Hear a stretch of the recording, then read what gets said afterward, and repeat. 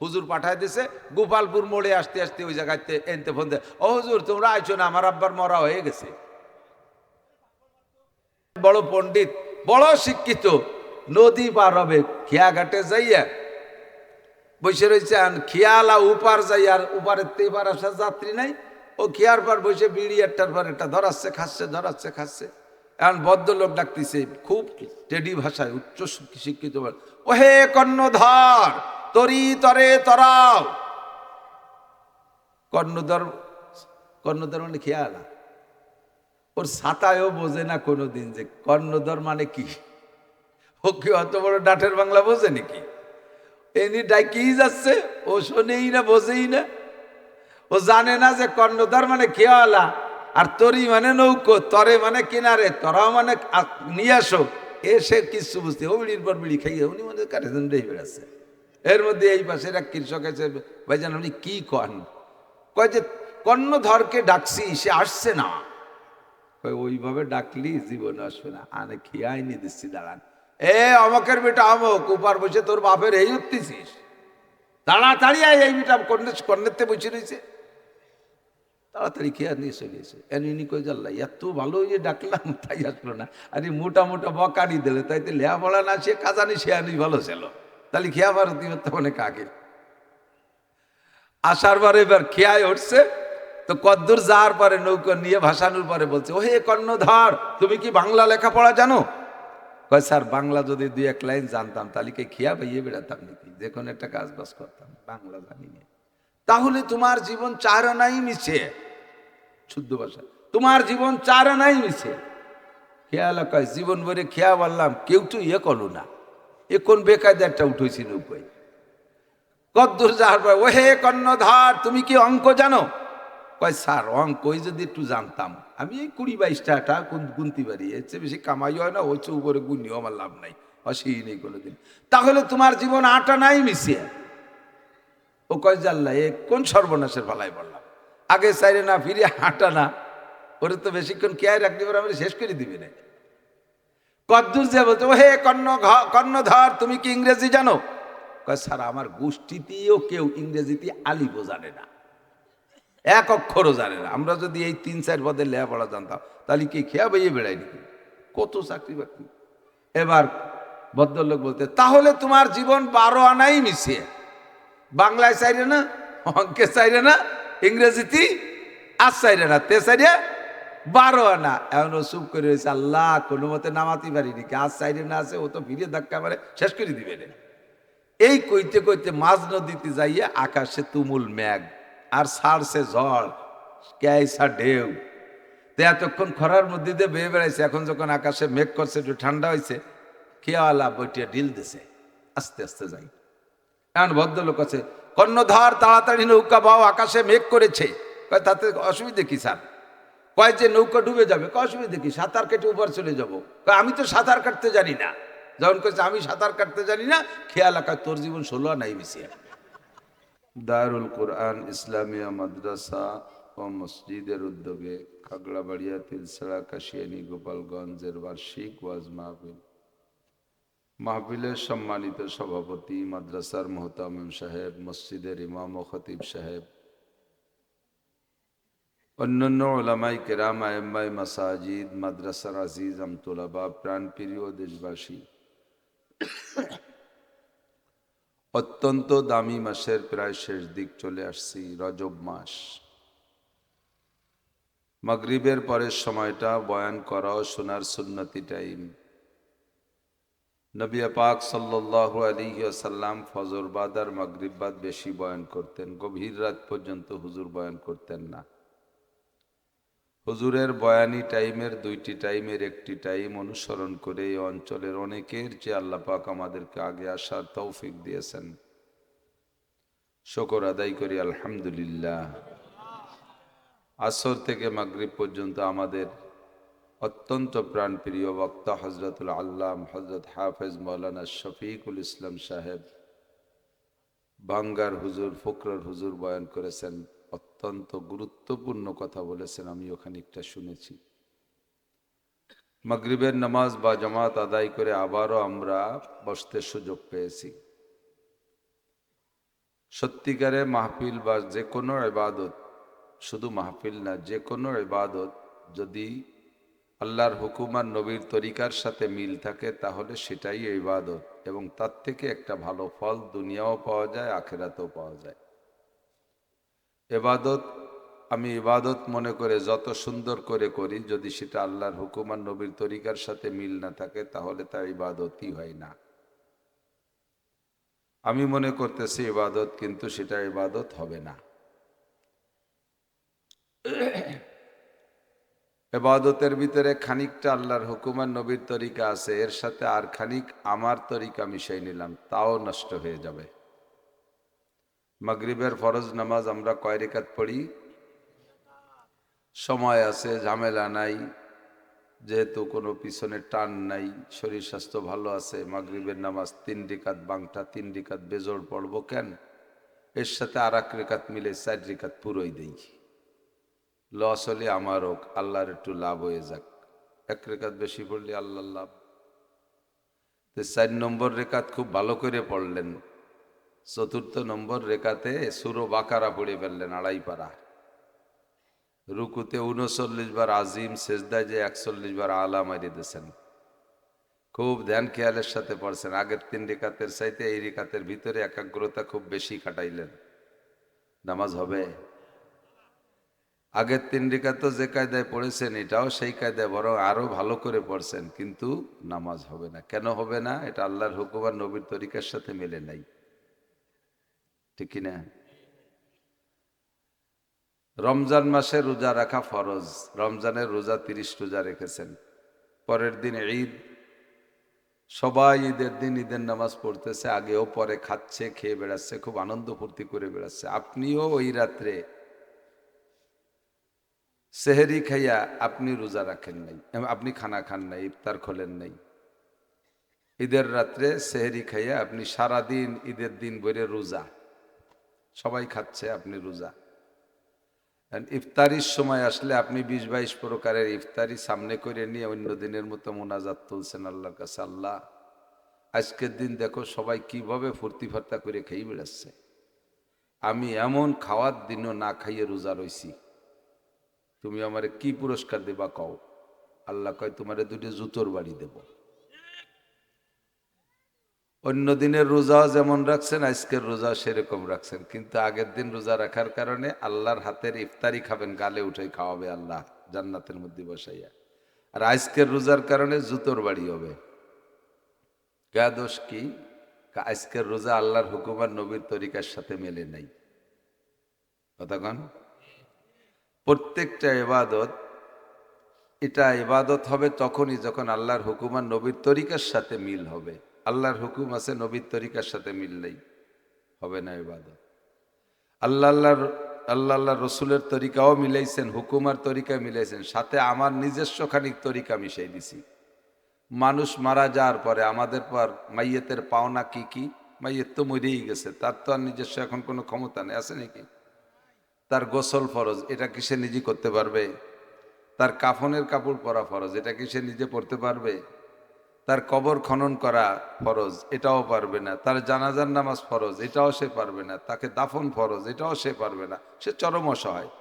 এই কাজগুলো থেকে যায় যারা বেঁচে থাকে তাদের জন্য, আঞ্চলিক যারা বেঁচে থাকে তাদের উপরে। তা আমাদের উপরে এই জায়গা, মানুষ মারা যাওয়ার পরে কয়টা জিনিস জরুরি? 1 নম্বরে তাকে গোসল করানো খুব তাড়াতাড়ি, 2 নম্বরে তাকে জানাজা পড়া, 3 নম্বরে গোসলে পরে তাকে কাফন পরানো, 3 নম্বরে জানাজা পড়া, 4 নম্বরে তাকে কবরে দাফন করা। 4টে কাজ আমাদের। এই পর্যন্তই মাইয়াতের পক্ষ থেকে আমাদের পর যে দায়িত্ব আসছিল, এটা আমরা পরিশোধ করে দিছি, আর কোনো কিছু বাকি নেই। এগুলো হলো ফরজে কিফায়া। এগুলো কি? ফরজে কিফায়া। আমরা এর সাথে রং চড়াইয়া অনেক কিছু করি। মাইয়াতরে সামনে করে দাঁড়াইয়া খানিক সময় পর্যন্ত পাল্টায় পাল্টায় ওয়াশ করা লাগবে, এই একটা কুপ্রথা চালু হয়েছে সারা দেশে। 4 জন 5 জন একাধার সে বয়ান করতে হবে। কি বয়ান? কি দরকার আছে? এখন মাইয়াতরে ওয়াজ শুনে লাভ আছে? এখানে আমাদের আর কোনো কাজ বাকি নেই, এখন জানাজা করিয়া তাকে তাড়াতাড়ি দাফন করাই দিতে হবে। এরপরে যেই মরুক, মরার পরে তার নামে মাইকিং হতে হবে। আজকে একটা বাচ্চা জন্ম নেছে, তার নামও গ্রাম বইরে মাইকিং। নবজাতক বাচ্চা, তার কোনো গুনাই নাই, তার নামে কে আসবে? তার নামে মাইকিং। মহিলা মারা গেছে, তার নামে মাইকিং। একজন অপরিচিত হ্যাঁ, কোনো কোনো ব্যক্তি আছে যাদের জানাজায় মানুষের যাওয়ার জন্য বড় আগ্রহী, বড় মাপের মানুষ, তাদের জানাজায় যাইতে আগ্রহী। যাদের নামে জানাজায় মাইকিং করলে লোক বাড়বে, হ্যাঁ, তার আকর্ষণে লোক আসার অপেক্ষায় থাকে, এরকম জায়গায় জানাজার জন্য মাইকিং বা প্রচার করা যেতে পারে। যে সমস্ত মানুষের নামে মাঝে মাঝে মাইকিং হয়, যাদের নামে কোনো লোক আসবে না, বেশি বাড়বে না, এই মাইকিং খরচটাও অপচয়ের গুনাহ হবে। মাইকিং করছেন, ব্যান খরচ দিচ্ছেন, মাইকে যে সময় নষ্ট করছেন, এতে যে ভাড়া দিচ্ছেন, এই ভাড়াটাও অপচয়ের গুনাহ হবে। এগুলো আমাদের ইবাদত না। মানুষ মারা যাওয়ার পরে 4 দিনের দিন একটা মিলাদ দিতে হবে, এটা আমাদের দেশে কবে থেকে যেন একটা প্রথা আছে এটা, এই প্রথাও শুরু হয়েছে একটা সময়, আছে, এর ইতিহাস আছে। আমাদের আজ থেকে 4-5-6 পুরুষ আগে খুঁজলে দেখা যাবে আমাদের পূর্বপুরুষ অনেকেরই হিন্দু ছিল। পুরন দলিল মুরব্বীরা খোঁজেন, বাড়ির জমির দলিল যদি পান, 4-5 পুরুষ আগের দলিল যদি থাকে ঘরে, দেখবেন সিরি আব্দুর রহমান, সিরি আব্দুল খালেক, নামটা মুসলমান হয়েছে কিন্তু সিরি পাল্টাইয়া মোহাম্মদ লাগাতে সাহস পাচ্ছে না হিন্দুকে দাপটে। বোঝা যাচ্ছে যে ওই সময় ওনাদের আর 1-2 পুরুষ আগে সিরি ছিল, কিন্তু এখন কলেমা পড়ে মুসলমান হয়েছে। তো হিন্দুরা মারা যাওয়ার পরে ওই কাঠুরিয়ে খাওয়ায়, 4 দিনের দিন কাঠুরিয়ে খাওয়ায়, যারা কাঠ বয়ে দেয় তাদেরকে খাওয়ায়, তার নাম হলো কাঠুরিয়ে খাওয়ানো, পোড়ানোর জন্য কাঠ বয়ে দেয়। এখন সেখান থেকে সবেমাত্র মুসলমান হয়েছে, মুসলমান হওয়ার পরে তো এই 4 দিনের দিন খাওয়া নাই। তো মুসলমান এদের একটু মন খারাপ, আমরা আগে হিন্দু ছিলাম, ভালো হয়েছে, মানুষ মারা গেলে কাঠুরি মাটুরি খাতাম, এখন যে ধর্মে আসলাম এই ধর্মে কোনো খাওয়া দাওয়া নাই। তৎকালীন মৌলবীরা কয় না, আমরা একটা খাওয়ার ইন্তজাম করি, তাহলে 4 দিনের দিন আমরা কাঠ বইয়ের হিসাব করবো না, জানাজায় যারা আসছে তাদেরও হতে পারে, অথবা আনুষঙ্গিক আশপাশ দিয়ে আমরা একটা গরু টরু মেরে দিয়ে একটু জিলাপি টিলাপি ইত্যাদি দিয়ে একটু খাওয়া দেই, তাহলে ওই খাওয়ার এগেনস্টে এই খাওয়া, এদের মন খারাপ থাকবে না, ভালো হয়ে যাবে। এইভাবে হলো এই কামটা শুরু হয়েছে, এখন সেটা ইবাদতে পরিণত হয়েছে। এটাকে ইবাদত মনে করলে বেদাত হবে, এটা আল্লাহর হুকুম না, নবীর তরিকা না। যারা হজে গেছেন, উমরায় গেছেন, তারা দেখেছেন মক্কায় যে কয়দিন নামাজ পড়ছেন, প্রত্যেকটা ওক্তে জানাজার নামাজ। হাজি আছেন নাকি কেউ? হাজি দেখছেন না? বাস 3-4 জন সাক্ষী পাইছি। এক ওক্তেও কি জানাজা ছাড়া পাইছেন মক্কায়? মদিনায় মাঝে মাঝে গ্যাপ পাওয়া যায়, মদিনায় মাঝে মাঝে গ্যাপ পাওয়া যায়। তো মক্কায় এক ওক্ত জানাজা ছাড়া পান নাই। কোনো একটা জানাজার পরে কি পাইছেন যে হ্যাঁ ইনি খুব বড় মাপের মানুষ মারা গেছে, 4 দিনের দিন মিলাদ হবে, বাংলাদেশেতে জিলাপি আসতেছে ট্রাক ভরে, তোমরা চলে আসবা। আর এই দেশের খেজুর, বাংলাদেশি জিলাপি, কোনো মিলাদ নাই। বাদশাহ আবদুল্লাহ, এই যে বর্তমান যে বাদশাহ সালমান, এর ভাই আবদুল্লাহ যখন ইন্তেকাল করে, তখন আমি সৌদি আরবে জানাজাও রিয়াদে, আমিও সে সময় রিয়াদে ছিলাম একটা মাহফিলে। তো ওই পরের শুক্রবারে হেরেম শরীফে আসছে, আমি ভাবলাম যে এত বড় মানুষ, সৌদির বাদশা, এদের তোর পয়সার অভাব নাই, কত বড় কি যেন মক্কা শরীফে আজকে ঘটিয়েই যাবে। যে দেখলাম জুমার আগে ইমাম সাহেব খুতবার ভিতরে কিছু প্রশংসা করলেন আর একটু দোয়া করলেন খুতবার ভিতরে। আর ওই যারা আরবি বোঝে তারা আমিন আমিন বলল, আমরাও আরবি বুঝে আমিন বললাম। পাবলিক বাঙালি যারা, তারা তো আমিন বলতে বলেও নেই, হাত উঠেও কোনো মোনাজাত নাই, আর নামাজের পরে ওই সময় কোনো এলানও নাই যে পরে দোয়া হবে আর মিলাদ হবে। ও জায়গা যদি একবার আল্লাহ বলে, 1,00,000 বার আল্লাহ বলার নেকি। একটা মিলাদ পড়লে, মিলাদ যদি সুন্নত হয়, নেকি হয়, তাহলে 1,00,000 মিলাদের নেকি। তা সে জায়গায় হইল না, কোরআন হাদিসে তো নাই। আমরা এটাকে যত সুন্দর করে করি, সেটা হবে কি ঈদের দিন রোজা রাখার মতো, আর মাগরিবের নামাজ 4 রাকাত পড়ার মতো হবে, যা আল্লাহর হুকুমও না, নবীর তরিকাও না। কথা কি বুঝতে পারছেন? আমাদের এই মাহফিল সুন্নাত, নবী আলাইহিস সালাম বয়ান করেছেন, সাহাবায়ে কেরামদেরকে নিয়ে বয়ান করতেন। এই বয়ানটা যতদিন পর্যন্ত সুন্নতি তরিকায় ছিল, অতদিন পর্যন্ত বয়ানের থেকে ভালো ফায়দা আসছে। আর যখনই সুন্নতি তরিকার খেলাফ হয়ে গেছে বয়ানের ভিতরে, আমাদের মনচাহি সাজসজ্জা তৈরি করে ফেলাইছি, তখন সাজ হয়, আনন্দ হয়, কিন্তু সে বয়ানের সেই অ্যাকশন হয় না।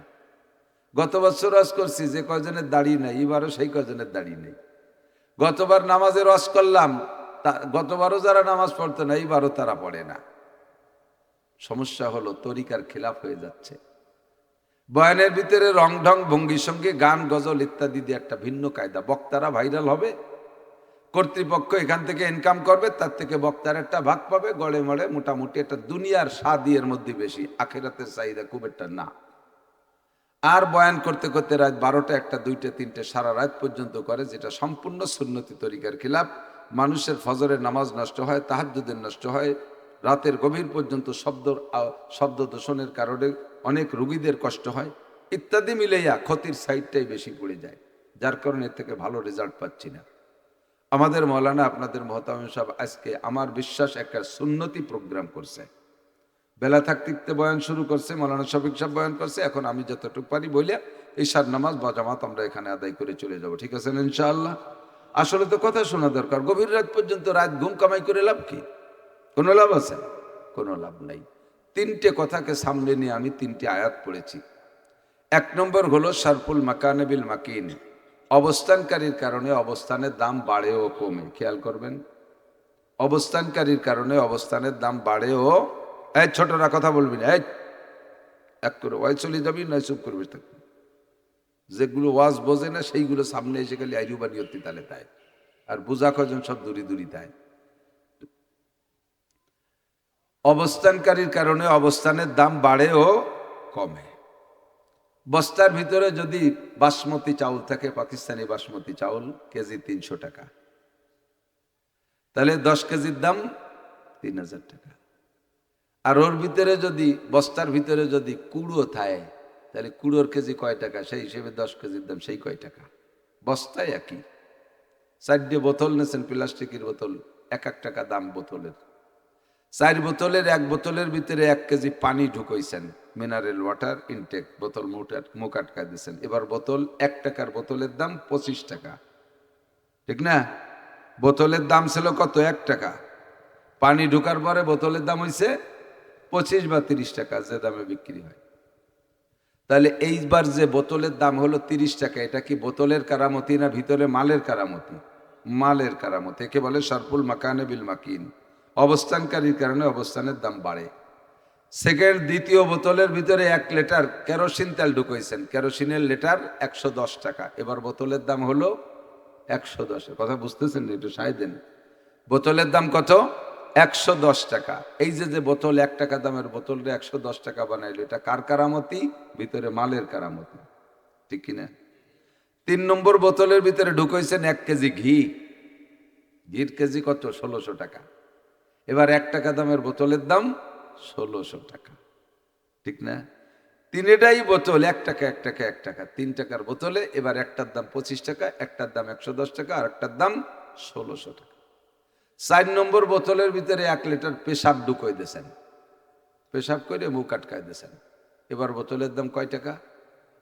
ওর মূল বডিতে যে 1 টাকা ছিল, তাও মার খেয়ে গেছে, ঠিক কিনা? আগের 3টে বোতল যদি আপনার হাতে ধরাই দিয়ে যায়, আমি তো বাড়ি যেতে পারতেছি না, একটু এদিক যাবো, আমাকে বোতল 3টে তো আমাকে বাড়ি ছুঁয়ে দিও, নাকে লজ্জায় পড়ে হলেও নেবেন। অথবা মনের মধ্যে একটু শখ থাকবেন যে 1 বোতলে তো ঘি আছে, শাশিরে কই একটু ডেলি না নিয়ে গেলাম, কতদিন খাই না ঘি কিনে, এভাবে নেবেন। কিন্তু 4 নম্বর বোতলটা যদি হাতে ধরাই দিয়ে বলি যে আমার তো ওই পপুলার ডায়াগনোসিস সেন্টারে আজকে সকালে পেশাব টেস্টের কথা ছিল, পেশাব তো ধরছি, যাত্রী সময় করছি না, তুমি গোপালগঞ্জ যাচ্ছ যেহেতু বোতলটা নিয়ে যাও, বাড়ারটা হওয়া দিবানি, আমি নেবেন নাকি? কহ তোমার মুদ বই, আমি পয়সা খাতে যাবানি, এই বাংলায় কয়ে ফেলবেন, ঠিক কি ঠিক না? তো 4 নম্বর বোতলটাও কিন্তু 1 টাকা দামের বোতল, ওই এমন পচা খাইছে যে ওর নামের পর ভাড়ার টাকা দিলেও হাতে তিরাজিরা, ঠিক না? এমন করে শারফুল মাকানে বিল মাকিন, সময় স্থান কাল, স্থান ও কাল, সময় এবং স্থান, এই 2টে জিনিসই এভাবে দাম বাড়েও কমে। কোনো এক গ্রামে 5000 মানুষ আছে, সবাই ভালো মানুষ, সবাই ভালো মানুষ, মাঝারি ভালো মানুষ, অনেক উঁচু মাপের না, মাঝারি ভালো মানুষ। একটা আছে ইন্টারন্যাশনাল চোর ওই গ্রামে, বাংলাদেশের যে কোনো জায়গা যাইয়া চোর ধরা পড়ছে, ওই গ্রামের নাম কয়। তা পুরো বাংলাদেশ ঘুরে ঘুরে গ্রামের নাম রে পচাইছে, ওই গ্রামের নামই হয়ে গেছে চোরের গ্রাম। ও গ্রামে কেউ মাইও দেবে না, ও গ্রামের মেয়ে কেউ নীতিও রাজি না, চোরের গ্রামে আত্মীয়তা করবো না, ঠিক না? 1 চোরে বোতল পচাই ফেলাইছে, ঠিক কিনা? আর এক গ্রামের সাধারণ মানুষ, নিচু মানের মানুষই বেশি কিষেন কামলা দেয়, ভ্যান রিক্সা চালায় বেড়ায়, ছোট ছোট ছোট ছোট কারবার করে। কিন্তু একটা মানুষ গবরে পদ্ম ফুল ফুটছে, একটা মানুষ জজ হয়ে গেছে ওই গ্রামে, এবার পুরো গ্রামের নাম জজের গ্রাম, পুরো গ্রামের নাম জজের গ্রাম। ওই গ্রামে যদি ফকিরের মাইও বিয়ে হইরে আনে তবু কয় জজের গ্রামে, অমুক জজের গ্রামে আত্মীয়তা করছি, ক্রেডিট বাড়ে। একে বলে সরফুল মাকানে বিল মাকিন, অবস্থানকারীর কারণে অবস্থান দাম বাড়ে ও কমে। এই ফেব্রুয়ারি মাস, এবার হয়েছে কি, এটা তো জানুয়ারি চলে তাই না, এই জানুয়ারি মাস, এই জানুয়ারি মাস, এই জানুয়ারি মাসে আল্লাহু আকবার একটা রাত গেছে, তার নাম গেছে 31st নাইট। প্রথমে জানুয়ারির 1 তারিখ। এই জানুয়ারি মাসে আবার আরবিতে চলতেছে রজব মাস। কি মাস? রজব মাস। রজব মাসের একটা রাত 26শে রজব দিবাগত রাত, সামনে বৃহস্পতিবারে দিবাগত রাত যেটা, এই রাত্রে বিশ্ব নবী মুহাম্মদুর রাসূলুল্লাহ সাল্লাল্লাহু আলাইহি ওয়াসাল্লামকে আল্লাহ পাক জমিন থেকে জান্নাতি পরিবহনে চড়াইয়া 7 আসমান পার কইরা বাইতুল মামুর ফেরেশতাদের মসজিদ দেখাইয়া তার উপরে সিদরাতুল মুনতাহা নিয়ে, সেখান থেকে জিবরাইলের বুরাক থেমে গেছে।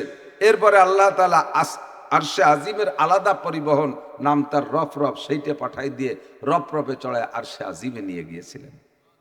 আল্লাহ পাকের সামনে বসাইছে, লা মা কানা বাইনাহুমা হিজাব, আল্লাহর মাঝে আর নবীর মাঝে কোনো পর্দা ছিল না, সরাসরি ফেস টু ফেস দেখা। আশার আমাররা 10 বার দেখেছে ওই এক রাত্রে। এই রাতটাও কিন্তু এই জানুয়ারি মাসের মধ্যে, এই রাতটাও তো জানুয়ারি মাসের ভিতরে একটা রাত আসতেছে, যেই রাত শবে মেরাজ, যেই রাত্রে নবী আলাইহিস সালাম আল্লাহকে দেখেছেন, জান্নাত দেখেছেন, জাহান্নাম দেখেছেন, 7 আসমান পার হইলেন, বাইতুল মামুর সিদরাতুল মুনতাহা দেখলেন। এত দামি রাত। আবার সেই জানুয়ারি মাসের 1 তারিখের রাতটার নাম রাখছে 31st নাইট। লক্ষ লক্ষ জিনা হয়েছে সারা বিশ্বব্যাপী।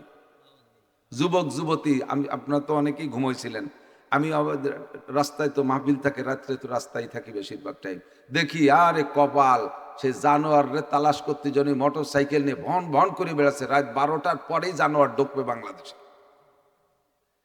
এই নারী আর পুরুষ, সুন্দরী সুন্দরী যুবতী মেয়েদেরকে মোটর সাইকেলের পিছনে বসাইয়া পাঙ্কু পোলাপান বিশ্ব রোড দিয়ে, আমি ঢাকার থেকে আসি, 6 লেন ভাঙ্গার থেকে বিশেষ করে যাত্রাবাড়ি পর্যন্ত, ওটুকু তার গায়ে বাঁধে না কিছু, জানোয়ারে তালাশ করে বেড়াচ্ছে খালি। যখন ঢুকে পড়ছে রাত 12টা, সে যে কি একটা হইহুল্লা শোরগোল শুরু করে দিয়েছে। সেই রাত্রে হাজার হাজার নাফরমানি গুনাহ হয়েছে। একই রাত, এইটা কত দামি, আর তারই একটা রাত সেই রাতটাকে কত নষ্ট করে ফেলাইছে, তার ভিতরে পেশাব ঢুকিয়ে ফেলাইছে। কতক্ষণ সরফুল মাকানে বিল মাকিন, একে বলে অবস্থানকারীর কারণে অবস্থানের দাম বাড়া আর কমা। রাতের ভিতরে যত রাত আছে, সমস্ত রাতের ভিতরে আপনাদের কার কাছে কেমন লাগে? চাঁদনি রাত ভালো লাগে না অন্ধকার রাত ভালো লাগে? কথা কবেন না? চাঁদনি রাত ভালো লাগে না? অন্ধকার রাত ভালো লাগা মানুষ আছে না নাই? আছে। স্বর্গে অন্ধকার রাত ভালো লাগে, অমাবস্যা পছন্দ হয় খুব, পূর্ণিমা বা চাঁদনি রাতের খুব খেপাতি। চাঁদ এবার কি বাড়িয়ে গেল নাকি, মানে অমাবস্যা আসে না, সূর্যতে সুযোগ আছে তো সোরের অমাবস্যা অন্ধকার ভালো লাগে, তাই তো। আর সাধারণ সব মানুষের চাঁদনি রাত ভালো লাগে। অমাবস্যার রাত অন্ধকার রাতের মতো একটা রাত, 21শে চাঁদের 21 থেকে নিয়ে 29 পর্যন্ত। আর মাস যদি 29-এ যায় তাহলে 29-এর রাতটা অথবা 27-এর রাতটা, এটা তো গভীর অন্ধকারের রাত, আকাশে চাঁদ থাকেই না। থাকলে ওই শেষ দিক দিয়ে একটু যারা ওঠে তাতে আর আলোর কাজ হয় না, সারাটাই রাত অন্ধকার গেছে। এমন একটা অন্ধকার রাত হতে পারে 21শে রাত, হতে পারে 23শে বা 25শে বা 27শেই বেশি সম্ভাবনা আছে, 29-এর সম্ভাবনা আছে। এমন একটা অন্ধকার রাত আল্লাহ পাকের কাছে, যেটা মানুষের কাছে অপছন্দের রাত। অন্ধকার রাতটা অপছন্দের রাত। এখানে এখানে কুয়ারে কারা বসলে বসেন, না বসলে ছোটরা, বসলে বসো না বসলে ছোট, ঝামেলা করেন না, সময় কম কামাই বেশি, অল্প করে। ওই যাবার একটা বাঁশি বাজাচ্ছে যেন কিনা, ও তো ওই বোধ নাই, এগুলো সরা ছোট বাঁশি বাজাও না, সরে যাও। তো যেই রাতটা মানুষের কাছে পছন্দের না, এমন একটা অপছন্দের রাত লাইলাতুল কদর। লাইলাতুল কদর আল্লাহ পাক ওই রাতটারে কত দামি বানাইছে। ওই রাতের মধ্যে ঘি ঢুকাই দিয়েছে 1600 টাকা কেজি। লাইলাতুল কদরে খায়রুম মিন আলফি শাহর। লাইলাতুল কদর, সবে কদর একটা রাত এত দামি যে একটা রাত 1000 মাসের চাইতেও দামি। বলেন না সুবহানাল্লাহ। কারণ কি? ইন্না আনজালনাহু ফি লাইলাতিল কদর, আমি লাইলাতুল কদরের বোতলের ভিতরে নাজিল করেছি কুরআনে কারীমকে। ওমা আদরাকা মা লাইলাতুল কদর, হে দুনিয়ার মানুষ তোমরা কি জানো কদরের রাতটা কি? আল্লাহ কয় লাইলাতুল কদরে খায়রুম মিন আলফি শাহর, 1000 মাস ইবাদত করলে যে পরিমাণ নেকি হবে, দিনে ও রাত্রে অবিরাম ইবাদত করবা বিরামহীন। 1000 মাস ইবাদত করলে 84 বছর 4 মাস, এত কাল ইবাদত করলে যেই নেকি তার চাইতে বেশি নেকি দেয়া হবে একটা রাতের ইবাদতের বিনিময়। কারণ হল ওই রাতের মধ্যে কোরআনে কারীমের 1600 টাকা দামের ঘি ডুইকা রাতটাকে বোতলটাকে দামি বানাইছে। বছর হয় 12 মাসে, 11 মাসের এক মর্যাদা শাহরু রমাদান আল্লাযী উনজিলা ফীহিল কুরআন। এই 12 মাসের ভিতরে একটি মাসের নাম রমজান মাস। রমজান মাসের দাম কত? মিন 70 ইলা 700 জেব। নবী পাক বলেন রমজান মাসের দাম অন্য মাসের চাইতে 70 থেকে 700 গুণ বেশি। বলি সুবহানাল্লাহ। সুযোগ যতবার আসবে সুবহানাল্লাহ বলার বলে ফেলবেন, কৃপণতা করবেন না। দাস্তা বাকার আয়াত গরচে বাসাত সারে মার, রেখে দাও কাজে লাগবে যদিও সাপের মাথা। এখন আপনি স্বাভাবিকভাবে সুবহানাল্লাহ বলতেছেন, আল্লাহর কসম সুবহানাল্লাহর ফলাফল যেদিন দেখবেন সেদিন আপনি আফসোস করবেন আর বলবেন ও রব্বুল আলামিন কত টাইম বসে বসে নষ্ট করেছি, আর একটা বার সুযোগ দাও বাড়ি বসে গ্রাম দেশে যায় আবার সুবহানাল্লাহ পড়ে আসি। যতবার সুবহানাল্লাহ আলহামদুলিল্লাহ আল্লাহু আকবার বলবেন অতটা জান্নাতের ভিতরে অতটা গাছ ফলের গাছ আপনার জন্য লাগানো হবে। যতবার সুযোগ আসবে কলেমা পড়ার পর লা ইলাহা ইল্লাল্লাহ মুহাম্মাদুর রাসূলুল্লাহ তামলা উমা বাইনাস সামাই ওয়াল আরদ, আসমান আর জমিনের মাঝখানে যত ফাঁকা জায়গা আছে কলেমা একবার পড়ার কারণে সম্পূর্ণ ফাঁকা জায়গা নেকিতে ভরপুর হইয়া যায়। খুশি হয়ে বলবো আল্লাহ, বলেন আল্লাহ। একবার আল্লাহ বললে কমপক্ষে 4000 নেকি। আরে দোস্ত দুনিয়া বোঝা সহজ, ইনকাম করা কঠিন।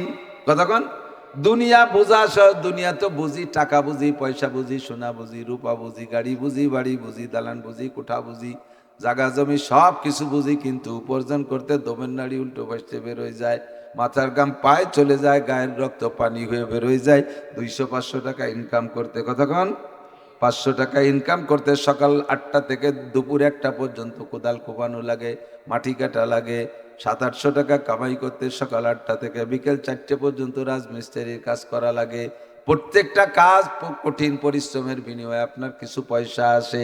পয়সাগুলো বোঝা যায় খুব সহজে, কিন্তু কামাই করতে দম বেরোয় যায়। আর আখেরাতকে বুঝতে বড় কঠিন, এটা মাথায় মুঠে ধরেই না। নেকি লাগে কোন সাগে। 200 নেকি দিলে এক জোড়া বার্মিস স্যান্ডেল দেয় না, লাখখানিক নেকি দিলে এক রতি সোনা দেয় না, আরে 500 নেকি দিলে এক কেজি চাউল দেয় না। নেকি লাগে কোন সাগে, এই দিক কি হবে মাথায় মোটে বুঝে আসে না। কিন্তু ইনকাম করা খুবই সহজ। একবার আল্লাহ বললে 4000 নেকি। মাথা ঘামে নাকি কোনো জায়গা? আল্লাহ বলতে কি কোনো জায়গা ঘামে? সুযোগ পাইলে এগুলো বলে ফেলবেন, সুবহানাল্লাহ, আলহামদুলিল্লাহ, আল্লাহু আকবার, লা ইলাহা ইল্লাল্লাহ, আল্লাহু আকবার, এগুলো বলতে তালে থাকবেন। শাহরু রমাদান আল্লাযী উনজিলা ফীহিল কুরআন হুদাল লিন-নাসি ওয়া বাইয়িনাতিম মিনাল হুদা ওয়াল ফুরকান। অন্য মাসের 70 মাস আর রমজান মাসের 1 মাস, অথবা 700 মাস। অন্য মাসের 700 মাসে ইবাদত করলে যেই নাকি, রমজান মাস 1 মাস ইবাদত করলে তার চাইতে বেশি নাকি। বলি না সুবহানাল্লাহ। কেন কয় রমজান মাসের বোতলের মধ্যে 1600 টাকা দামের ঘি ঢুকছে, বোতলটারে দামি বানাই ফেলাইছে কিসে? শাহরু রমাদান আল্লাযী উনজিলা ফীহিল কুরআন। কারণ ওই রমজান মাসের ভিতরে আল্লাহ পাক কোরআনে কারীম নাজিল করেছে। ঠিক কিনা? একটা একটা করে মনে রাখেন। মক্কার জমিন এত অনুর্বর, যারা গিয়েছেন তারা দেখেছেন। মক্কা ইরিদা নয়, গম হয়, খেসারি কলই, মুসরি, সুলামুলা কিচ্ছু হয় না। ওই যে খেজুরির দেশ, সে খেজুর গাছও মক্কা এলাকায় হয় না। সরকার আইল্যান্ডের উপর দিয়ে বা বিভিন্ন পার্কে পার্কে সাজানোর জন্য এক একটা লাগায়, অনেক গাছ লাগায়। পানি দিতে দিতে সরকারের পানি শেষ হয়ে যায়, কিছুদিন পর তার মাঝির পাতা শুকিয়ে যায়, ওইটা ফেলাই দিয়ে আবার লাগায়। গাছ মোটে তাজা রাখতে পারে না, সচক্ষে তো দেখে আসছি। মক্কার জমিন এত অনুর্বর, আর বাংলার জমিন কত উর্বর। মাঠের থেকে ধানের বোঝা মাথায় করে বাড়ি আসবেন, আনার পথে ঝাঁকিতে দুই একটা পাকা ধান রাস্তাঘাটে পড়ে যায়। আরে কিছু ওই ধানটা ওখানে যদি পড়ে থাকে, মুরগি বা কাকশালিকে যদি খেয়ে না ফেলে, সময় মতো পানি লাগলে ধানটা গজায় যায়, জ্বালায় না? ছাগল গরুতে না খেয়ে ফেললে সময় মতো গাছটা বড় হয়ে যায়, সার ওষুধ কীটনাশক কিচ্ছু দেওয়া লাগে না, অনায়াসে তার গোড়ায় যে আরো 6-7টা গাছ বের হয়।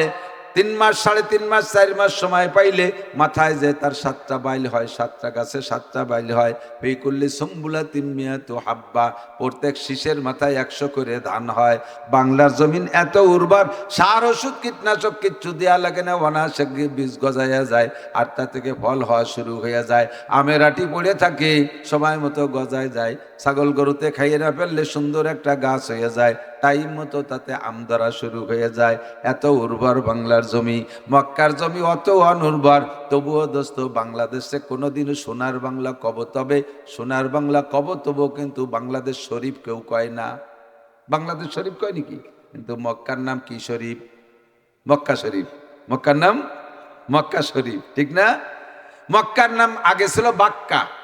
ইন্না আউয়ালা বাইতি উদিয়া লিন-নাসি লাল্লাযী বিবাক্কাতা মুবারাকান ওয়া হুদাল লিল আলামিন। আল্লাহ পাক বলেন, দুনিয়ায় সর্বপ্রথম আমি একটা ঘর বানাইছি বাক্কায়। কোন জায়গা? বাক্কা। বাক্কা মানে মক্কা। পরবর্তীতে কোরআন নাজিল হওয়ার পরে আস্তে আস্তে নাম পাল্টা এর নাম হয়েছে মক্কা শরীফ। কেন হইল মক্কা শরীফ? এত অনুর্বর জমিনের এত দাম কেন হলো? কয় যে ওর সাথে আরেক শরীফের ছোঁয়া লাগছে, আরেক শরীফের ছোঁয়া লাগছে। কোন শরীফ? কোরআন শরীফ। কোন শরীফ? কোরআন শরীফ নাজিল হওয়ার পরে বাক্কা এবার মক্কা শরীফ, মক্কা শরীফে পরিণত হয়ে গেছে। এর মধ্যে 1600 টাকা দামের ঘি ঢুকছে মক্কার জমিনে। কত দামি! সারা পৃথিবীর আশেকিন জাকিরিন মুহিব্বিন পাগল মুসলমানরা জীবনে একটা বার হলেও মক্কা শরীফ যার শখ করে, কি করে না? আপনাদের স্বাদ আছে মক্কা যার শখ হয় নাকি উড়াকান্দি? উড়াকান্দি কোথায় যাবেন? যাবেন কোন যাবেন? বলেন ইনশাআল্লাহ যাবই। আল্লাহ তৌফিক দাও, বলেন আমিন। মক্কায় যে তলবিয়া পড়বেন, যখন হজে যাবেন, আরাফাতের থেকে মক্কার দিকে রওনা দেয় মুজদালিফার দিকে, মাগরিবের নামাজের আজানের পরে। মানে নামাজ পড়তে হবে না, মাগরিবের আজান হবে তবে নামাজ পড়া যাবে না। নামাজ পড়তে হবে মুজদালিফায় যাইয়ে, আগে মাগরিব তারপরে ঈশা। রাস্তাঘাটে পড়লে হবে না নামাজ, 2 নামাজ একসাথে পড়া লাগে। তো যখন একসাথে এই কোটিখানিক মানুষ 300 ফিট রাস্তা দিয়ে একসাথে রওনা দেয়, হাঁটা লাগে না, খালি পড়িয়ে না গেলি হয়। সোজায় থাকবেন, সবাই আটতেছে, আপনারা গোষ্ঠী নিয়ে যাবে যেখানে। এই জায়গায় একসাথে, আর উপর দিয়ে গরম তো খুব, উপর দিয়ে হেলিকপ্টারে এই শিশিরের মতো পানি ছাড়ে মেশিন দিয়ে, আবার পিলারের মাথায় এরকম পাইপ দিয়ে আছে, ঝিরঝির করে শিশিরের মতো পানি ছাড়ে, ঠান্ডা পানি, নইলে মানুষ দম বন্ধ হয়ে যায়, ভীষণ কষ্ট হয়। তো এই একসাথে 1 কোটি মানুষ যখন তলবিয়া পড়ে, হজের তলবিয়া লব্বাইক পড়ে, এ যে কেমন লাগে, এ স্বাদ বুঝাইতে পারবো না। ছোট 5 বছরের বাচ্চারে যেমন বোর স্বাদ বুঝানো যায় না, 5 বছরের পোলা পান্ডে যদি তোরে বিয়ে দেবো, তোর বউ এরকম এরকম, ও কি ওকে বুঝবে কিছু? ও আরো আপনার তোরে বিয়ে দেবো। 25-27 বছরের যুবককে বিয়ের কথা কলি, আর তারা খুব ইন্টারেস্ট পায় না, বউ সম্পর্কে বোঝে, নারীর স্বাদ তাদের ভিতরে আছে। তো হজে না গেলে, তলবিয়া না পড়া পর্যন্ত 5 বছরের পোলার মতো মজাই বুঝবেন না। একবার একটু পড়েন, এই কয়জনে পড়লে দেখবেন কেমন একটা আওয়াজ আসে। আমি বলি, আপনার বলবেন। আল্লাহ যদি এই মোহাব্বতের তলবিয়া কবুল করে, হয়তো এইটা নিয়েও যেতে পারে। লব্বাইক, একটু আওয়াজের সাথে, লব্বাইক আল্লাহুম্মা লব্বাইক, লব্বাইক লা শারীকা লাকা লব্বাইক, ইন্নাল হামদা, আওয়াজটা এরকম, ইন্নাল হামদা ওয়ান নি'মাতা লাকা ওয়াল মুলক লা শারীকা লাক। এই কয়জনে কইছি, তাই ফাইন লাগছে না? আর 1 কোটি মানুষ যখন পড়ে, কেমন যেন সারা আসমান জমিনে এরকম লব্বাইকের গুঞ্জন উঠে গেছে। রহে মেরা মাসকান হাওয়ালিয়ে কাবা, বনে মেরা মদফন দিয়ারে মদিনা, ওহা জলওয়া ফরমা হায়াতুন নবী হ্যায় এহি জায়রিনে মজারে মদিনা, साहिल से लगा दे मेरे इश्कों की सफीना, आंखों से दिखा दे मुझे मक्का मदीना। রব্বুল আলামিন জীবনে একটা বার হলিও চোখে তুমি মক্কা মদিনা দেখার তৌফিক দান করো। একবার হজ করে আসার পরে ওই কাবা ঘর চোখে দেখে নামাজ পড়ে আসার পরে বাংলাদেশে এসে বাকি জীবন যতদিন নামাজ পড়বেন আপনি নামাজে দাঁড়ানোর সঙ্গে সঙ্গে আপনার চোখের সামনে ওই কাবা ঘরটা ভেসে পড়বে। রসুলের রওজায় যে সালাম দেবেন, আসসালাতু ওয়াসসালামু আলাইকা ইয়া রাসূলুল্লাহ, আসসালাতু ওয়াসসালামু আলাইকা ইয়া হাবিবাল্লাহ, মনে হচ্ছে যেন আপনি সালাম দিচ্ছেন আর নবী পাক উত্তর দিচ্ছে। আপনি যদি সেই দিল নিয়ে দাঁড়ান মনে হবে যেন নবী পাকের জবানের উত্তরটা আপনি শুনতেছেন। অনুর্বর মক্কার জমিন, কোনো গাছপালা সুন্দর হয় না। এই মক্কার দাম সারা পৃথিবীতে আশিকিন জাকিরিন মুহিব্বিনদের কাছে কত হইয়া গেছে, আর আল্লাহ বাস্তব দামি বানাই দিয়েছে কেমন। সারা পৃথিবীতে মক্কার জমিনের চাইতে কাবা ঘরের পাশের যে জায়গাগুলো এর চাইতে জাগতিকভাবেও জমি হিসেবে দামি জমি পৃথিবীতে কোথাও নাই। ওরে আমেরিকার হোয়াইট হাউসেও নাই, নিউ ইয়র্কের কোথাও নাই, সারা পৃথিবীর কোনো জায়গার দাম অমন নাই। 1 বিঘে জমি কিনতে 1 বিঘে স্বর্ণ লাগবে। 1 ফুট জমি কিনতে 1 ফুট স্বর্ণ লাগবে, তাও পাবেন না। এখন সব ভেঙ্গে তছনছ করে বিল্ডিং সব দূরে দূরে সরাই দিয়ে মালিকানা বিল্ডিং হেরেম শরীফের বাউন্ডারির মধ্যে নিয়ে আসতেছে। দৈনন্দিন হাজি বাড়তেছে। এক জামাতের সাথে বর্তমানে 30 লক্ষ মুসল্লি নামাজ পড়তে পারে, তাতেও কুলোয় না। এবার আরো সম্প্রসারণের জন্য এখন 1 বিঘের জায়গায় 1 বিঘে স্বর্ণ দিলেও সরকার আপনার কাছে বিক্রি করবে না, এত দামি আল্লাহ বানাইছে। কিসের কারণে? ওর মধ্যে 1600 টাকা দামের ঘি ঢুকছে। কতক্ষণ? শারফুল মাকানে বিল মাকিন। যতদিন নবী মদিনায় যান নাই, মদিনার নাম ছিল ইয়াসরিব, যেমন মক্কার নাম ছিল বাক্কা। কুরআন শরীফের পরে মক্কা শরীফ, এবার মদিনার নাম ছিল ইয়াসরিব। নবী পাক কুরআন নিয়ে যখন মদিনায় গিয়েছে, এবার মদিনায় কুরআন নাজিল হওয়া শুরু হয়ে গেল। এবার ইয়াসরিবের নামও হয়ে গেছে মদিনা শরীফ। ও জায়গায় এই শরীফের ছোঁয়া লাগে, সেটাও শরীফ হয়ে গেছে। শারফুল মাকানে বিল মাকিন। এখানে নামাজ পড়লে 1 রাকাতে 1 লক্ষ রাকাতের নেকি, মদিনায় যে নামাজ পড়লে 1 রাকাতে 1000 রাকাতের নেকি। কুরআন শরীফ সর্বপ্রথম নাজিল হয়েছে জাবালে নূর। হাজি সাহেবরা দেখে আসছেন জাবালে নূর। গারে হেরার মধ্যে ঢুকতে পারেন নাই, বৃদ্ধ হয়ে বুড়োকালে যারা হজে গেছেন যাইতে পারবেন না। ও উপরের দিক তাকাইলে আপনার হাঁটু কাঁপা শুরু হয়ে যাবে। আল্লাহর রহমতে আমি সময় মতো একবার যে ভিতরে গুহার ভিতরে ইশরাকের নামাজ পড়ে আসছি। ও জায়গা বসলে ইশরাকের নামাজ পড়িয়া ও জায়গা বসলে গুহার মধ্যে বসলে মনে হয় যেন জিবরাইল আমার সাথে দেখা করতে আসবে, এমন একটা ভাব সৃষ্টি হয়ে যায় আল্লাহর পক্ষ থেকে। এমন একটা মজার জায়গা। ওই জায়গায় আয়াত নাজিল হয়েছে মাত্র 5টা। ইকরা বিসমি রাব্বিকাল্লাযী খলাক, খলাকাল ইনসানা মিন আলাক, ইকরা ওয়া রাব্বুকাল আকরাম, আল্লাযী আল্লামা বিল কলাম, আল্লামাল ইনসানা মা লাম ইয়ালাম। এই 5টি আয়াত নাজিল হয়েছে। এরপর আর নবী পাক কখনো গারে হেরায় গেছে বলে ইতিহাসে পাওয়া যায় না। 5 আয়াত নিয়ে নেমে চলে আসছেন। বাকি আয়াতগুলো মক্কা মদিনার বিভিন্ন জায়গায় অবস্থানকালে নাজিল হয়েছে। ওই গারে হেরায় মাত্র 5টি আয়াত নাজিল হয়েছে। পাহাড়টার নাম জাবালে নূর। এই জাবালে নূরের কাছে যদি জিজ্ঞাসা করেন, ও জাবালে নূর, তোমার মধ্যে যে 5টি আয়াত নাজিল হয়েছে, ওই 5টি আয়াত তুমি তিলাওয়াত করে শোনাও, পাহাড়ে কি শুনাইতে পারবে? কথা বলেন, পারবে? কোনোদিনও পারবে না। ওই 5টি আয়াত নবী পাক নিয়ে চলে আসছেন। শুধুমাত্র 5টি আয়াত নাজিল হওয়ার কারণে সারা পৃথিবীর সমস্ত হাজিরা মক্কায় যাইয়া সর্বপ্রথম জাবালে নূর দেখতে যায়। যেখানে ওহী নাজিল হয়েছে ওই পাহাড়টা আমি দেখবো। পাহাড়টা এত সম্মানীয়, এত দামি হয়েছে, এর কারণ হলো ওর মধ্যে 1600 টাকা দামের ঘি ঢুকছে। আল্লাহর কোরআন নাজিল হয়েছে। কথা কন ঠিক কি না? এবার একটু সাক্ষী দেন। পাহাড়ের ভিতরে 5টি আয়াত নাজিল হওয়ার কারণে এই পাহাড়টাকে যদি দর্শনীয় বস্তু হয়, পাহাড়টা যদি দর্শনীয় জায়গা হয়, তার যদি এমন সম্মান আর ভালোবাসা হয়, যেই হাফেজে কোরআনের ভিতরে 30 পারা কোরআন শরীফ ঢুকানো আছে। আরেকবার 5টি আয়াত নাজিল হয়েছে জাবালে নূরের ভিতরে। জাবালে নূর তা মুখস্থ করে রাখে নাই। আরে নাজিল হওয়ার কারণে যদি সে এত সম্মানী আর এত দামি হইতে পারে, তাহলে 30 পারা কোরআন শরীফ যে হাফেজের সিনার মধ্যে, যে আলেমের সিনার ভিতরে, যেই পুরুষের সিনার মধ্যে, যেই মহিলার সিনার মধ্যে, ওই মহিলার দাম, পুরুষের দাম, হাফেজের দাম, আলেমের দাম জাবালে নূরের চাইতে লক্ষ কোটি গুণ বেশি হওয়া দরকার কিনা? অবশ্যই দরকার। জাবালে নূর জান্নাতে যাবে না, জাবালে নূর জান্নাতে যাবে না, কিন্তু হাফেজ আলেম কোরআনওয়ালা জান্নাতে যাবে। জান্নাতে যাওয়ার পরে তার মর্যাদাও কেমন হবে? ইকালু লি সাহিবিল কোরআন, আল্লাহ পাক কোরআনওয়ালাকে বলবে ইকরা বারতাকি, পড়তে রহো, চড়তে রহো, ফাইন্না মানজিলাকা ইনদা আখিরি আয়াতিন তাকরাউহা, যতগুলো আয়াত তুমি এখানে পড়ে শোনাইতে পারবে, তোমার জান্নাতের মধ্যে বিল্ডিং অততলা বিশিষ্ট হবে। হাফেজে কোরআন দুনিয়ায় যতবার কোরআন কারীম তিলাওয়াত করবে, আমার দিক যতবার কোরআনে কারীম তিলাওয়াত করবে, একজন হাফেজ পূর্ণ 30 পারা কোরআন শরীফকে পরিপূর্ণ মুখস্থ করার জন্য সর্বনিম্ন 1000 খতম দেওয়া লাগে। 1000 খতমের আগে তার পুরো ইয়াদ হয় না। এই 1000 খতম মানে 1000 অততলা বিশিষ্ট দালান তার জান্নাতের মধ্যে হইয়া গেছে।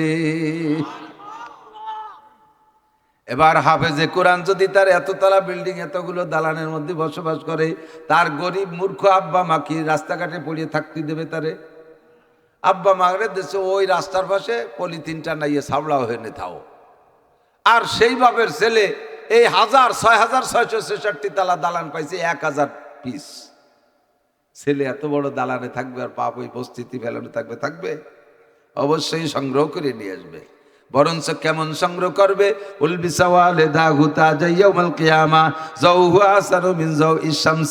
সন্তানের কাছে আব্বাকে নিয়ে আসবে, আব্বা মাকে নিয়ে আসবে যেদিন, সেদিন আনার একটা অনুষ্ঠান হবে।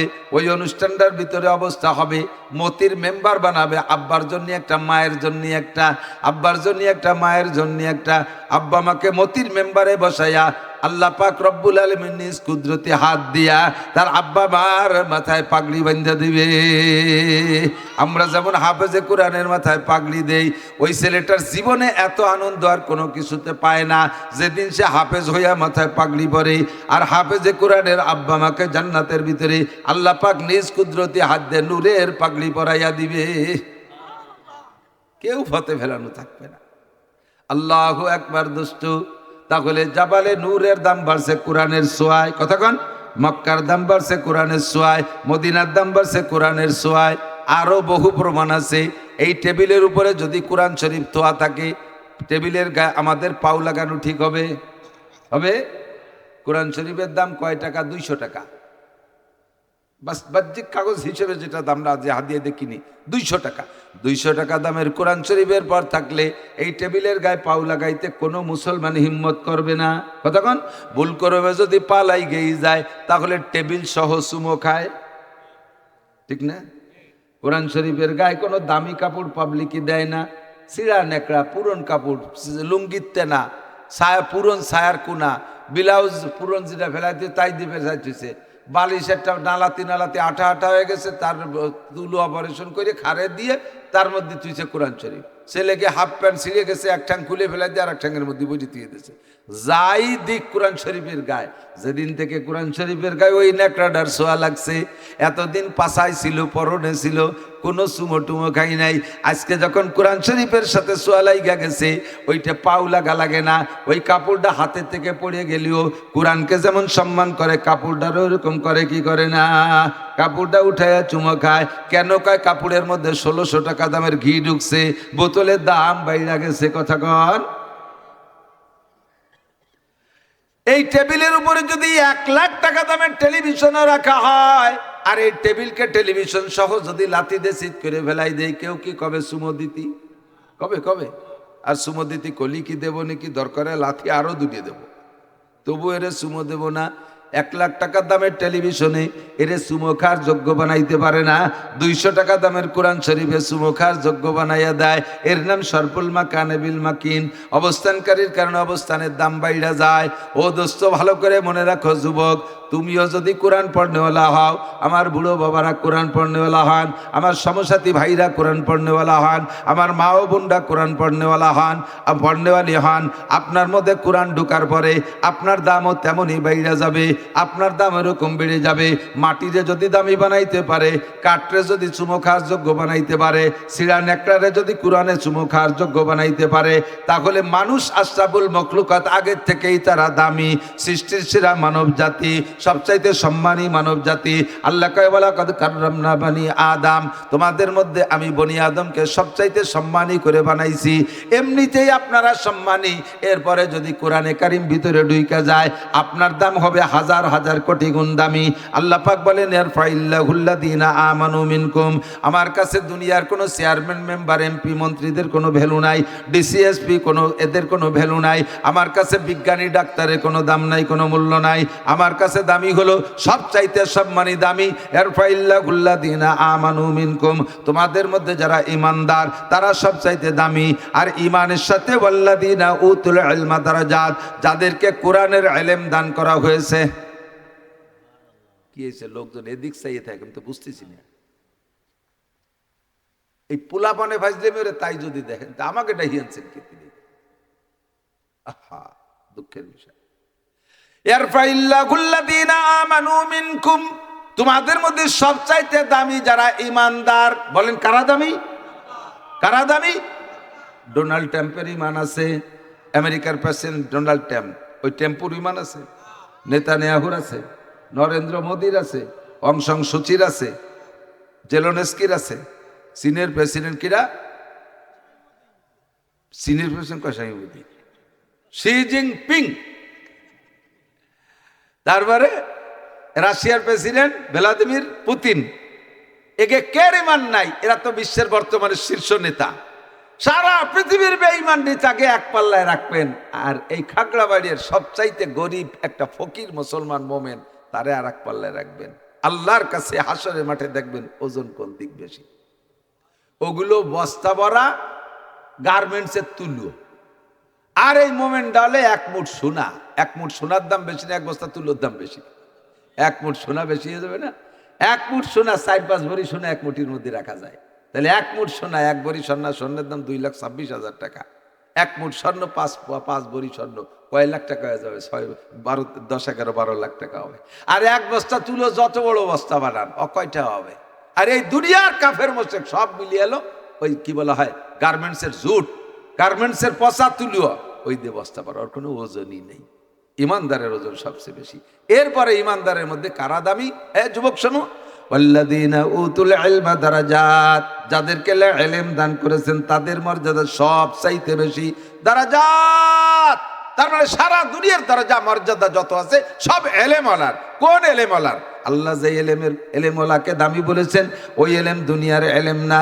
ওই এলেম হলো কোরআন আর হাদিসের এলেম, কোরআনের এলেম। নবী পাক বলেন খায়রুকুম মান তাআল্লামাল কুরআনা ওয়া আল্লামা, তোমাদের মধ্যে সব চাইতে দামি, তোমাদের মধ্যে সব চাইতে দামি ওই ব্যক্তি যে কোরআন পড়ে আর পড়ায়, কোরআন পড়ে আর পড়ায়। ও ব্যক্তি হুজুর হওয়া লাগবে না। ও যদি মাস্টার হয় কোরআন পড়নেওয়ালা, তাহলে দামি মাস্টার। যদি ডাক্তার হয় কোরআন পড়নেওয়ালা, দামি ডাক্তার। অফিসার হবে দামি কোরআন পড়নেওয়ালা, দামি অফিসার। কৃষক হবে কোরআন পড়নেওয়ালা, তাহলে ওটাই দামি। মহিলা হবে কোরআন পড়নেওয়ালি, তাহলে ওইটাই দামি। পুরুষ হবে কোরআন পড়নেওয়ালা, তাহলে সেইটাই দামি। যদি কোরআন পড়তে না পারো, তাহলে তুমি যত বড় পণ্ডিত হও, আল্লাহর কাছে 1 পয়সারও ভ্যালু নাই। কোরআন দিয়ে দামি বানাইতে হবে। বোতলরে দামি বানাবেন কি ঢুকাইয়া? কোরআন ঢুকাইয়া বোতলরে দামি বানাইতে হবে। কতক্ষণ এক বড় পণ্ডিত, বড় শিক্ষিত, নদী পার হবে, খেয়া ঘাটে যাইয়া বসে রয়েছে। খেয়ালা উপার যাই, আর উপারের তেপার আসার যাত্রী নাই। ও খেয়ার পর বসে বিড়ি একটার পর একটা ধরাচ্ছে খাচ্ছে। এখন ভদ্রলোক ডাকতেছে খুব টেডি ভাষায়, উচ্চ শিক্ষিত। ও হে কর্ণধর, তরি তরে তরাও। কর্ণধর মানে খেয়ালা। ওর ছাতায়ও বোঝে না কোনোদিন যে কর্ণধর মানে কি। ও কি অত বড় ডাঠের বাংলা বোঝে নাকি? এনি ডাইকেই যাচ্ছে, ও শোনেই না, বোঝেই না। ও জানে না যে কর্ণধর মানে খেয়ালা, আর তরি মানে নৌকো, তরে মানে কিনারে, তরাও মানে নিয়ে আসো। এসে কিছু বুঝতে, ও বিড়ির পর বিড়ি খাইয়ে উনি মানে কাঠে বেড়াচ্ছে। এর মধ্যে এই পাশে এক কৃষক এসে, ভাইজান আপনি কি কন? কয় যে কর্ণধরকে ডাকছি, সে আসছে না। ওইভাবে ডাকলি জীবনে আসবে না। আনে খেয়াই নিয়ে দিচ্ছি, দাঁড়ান।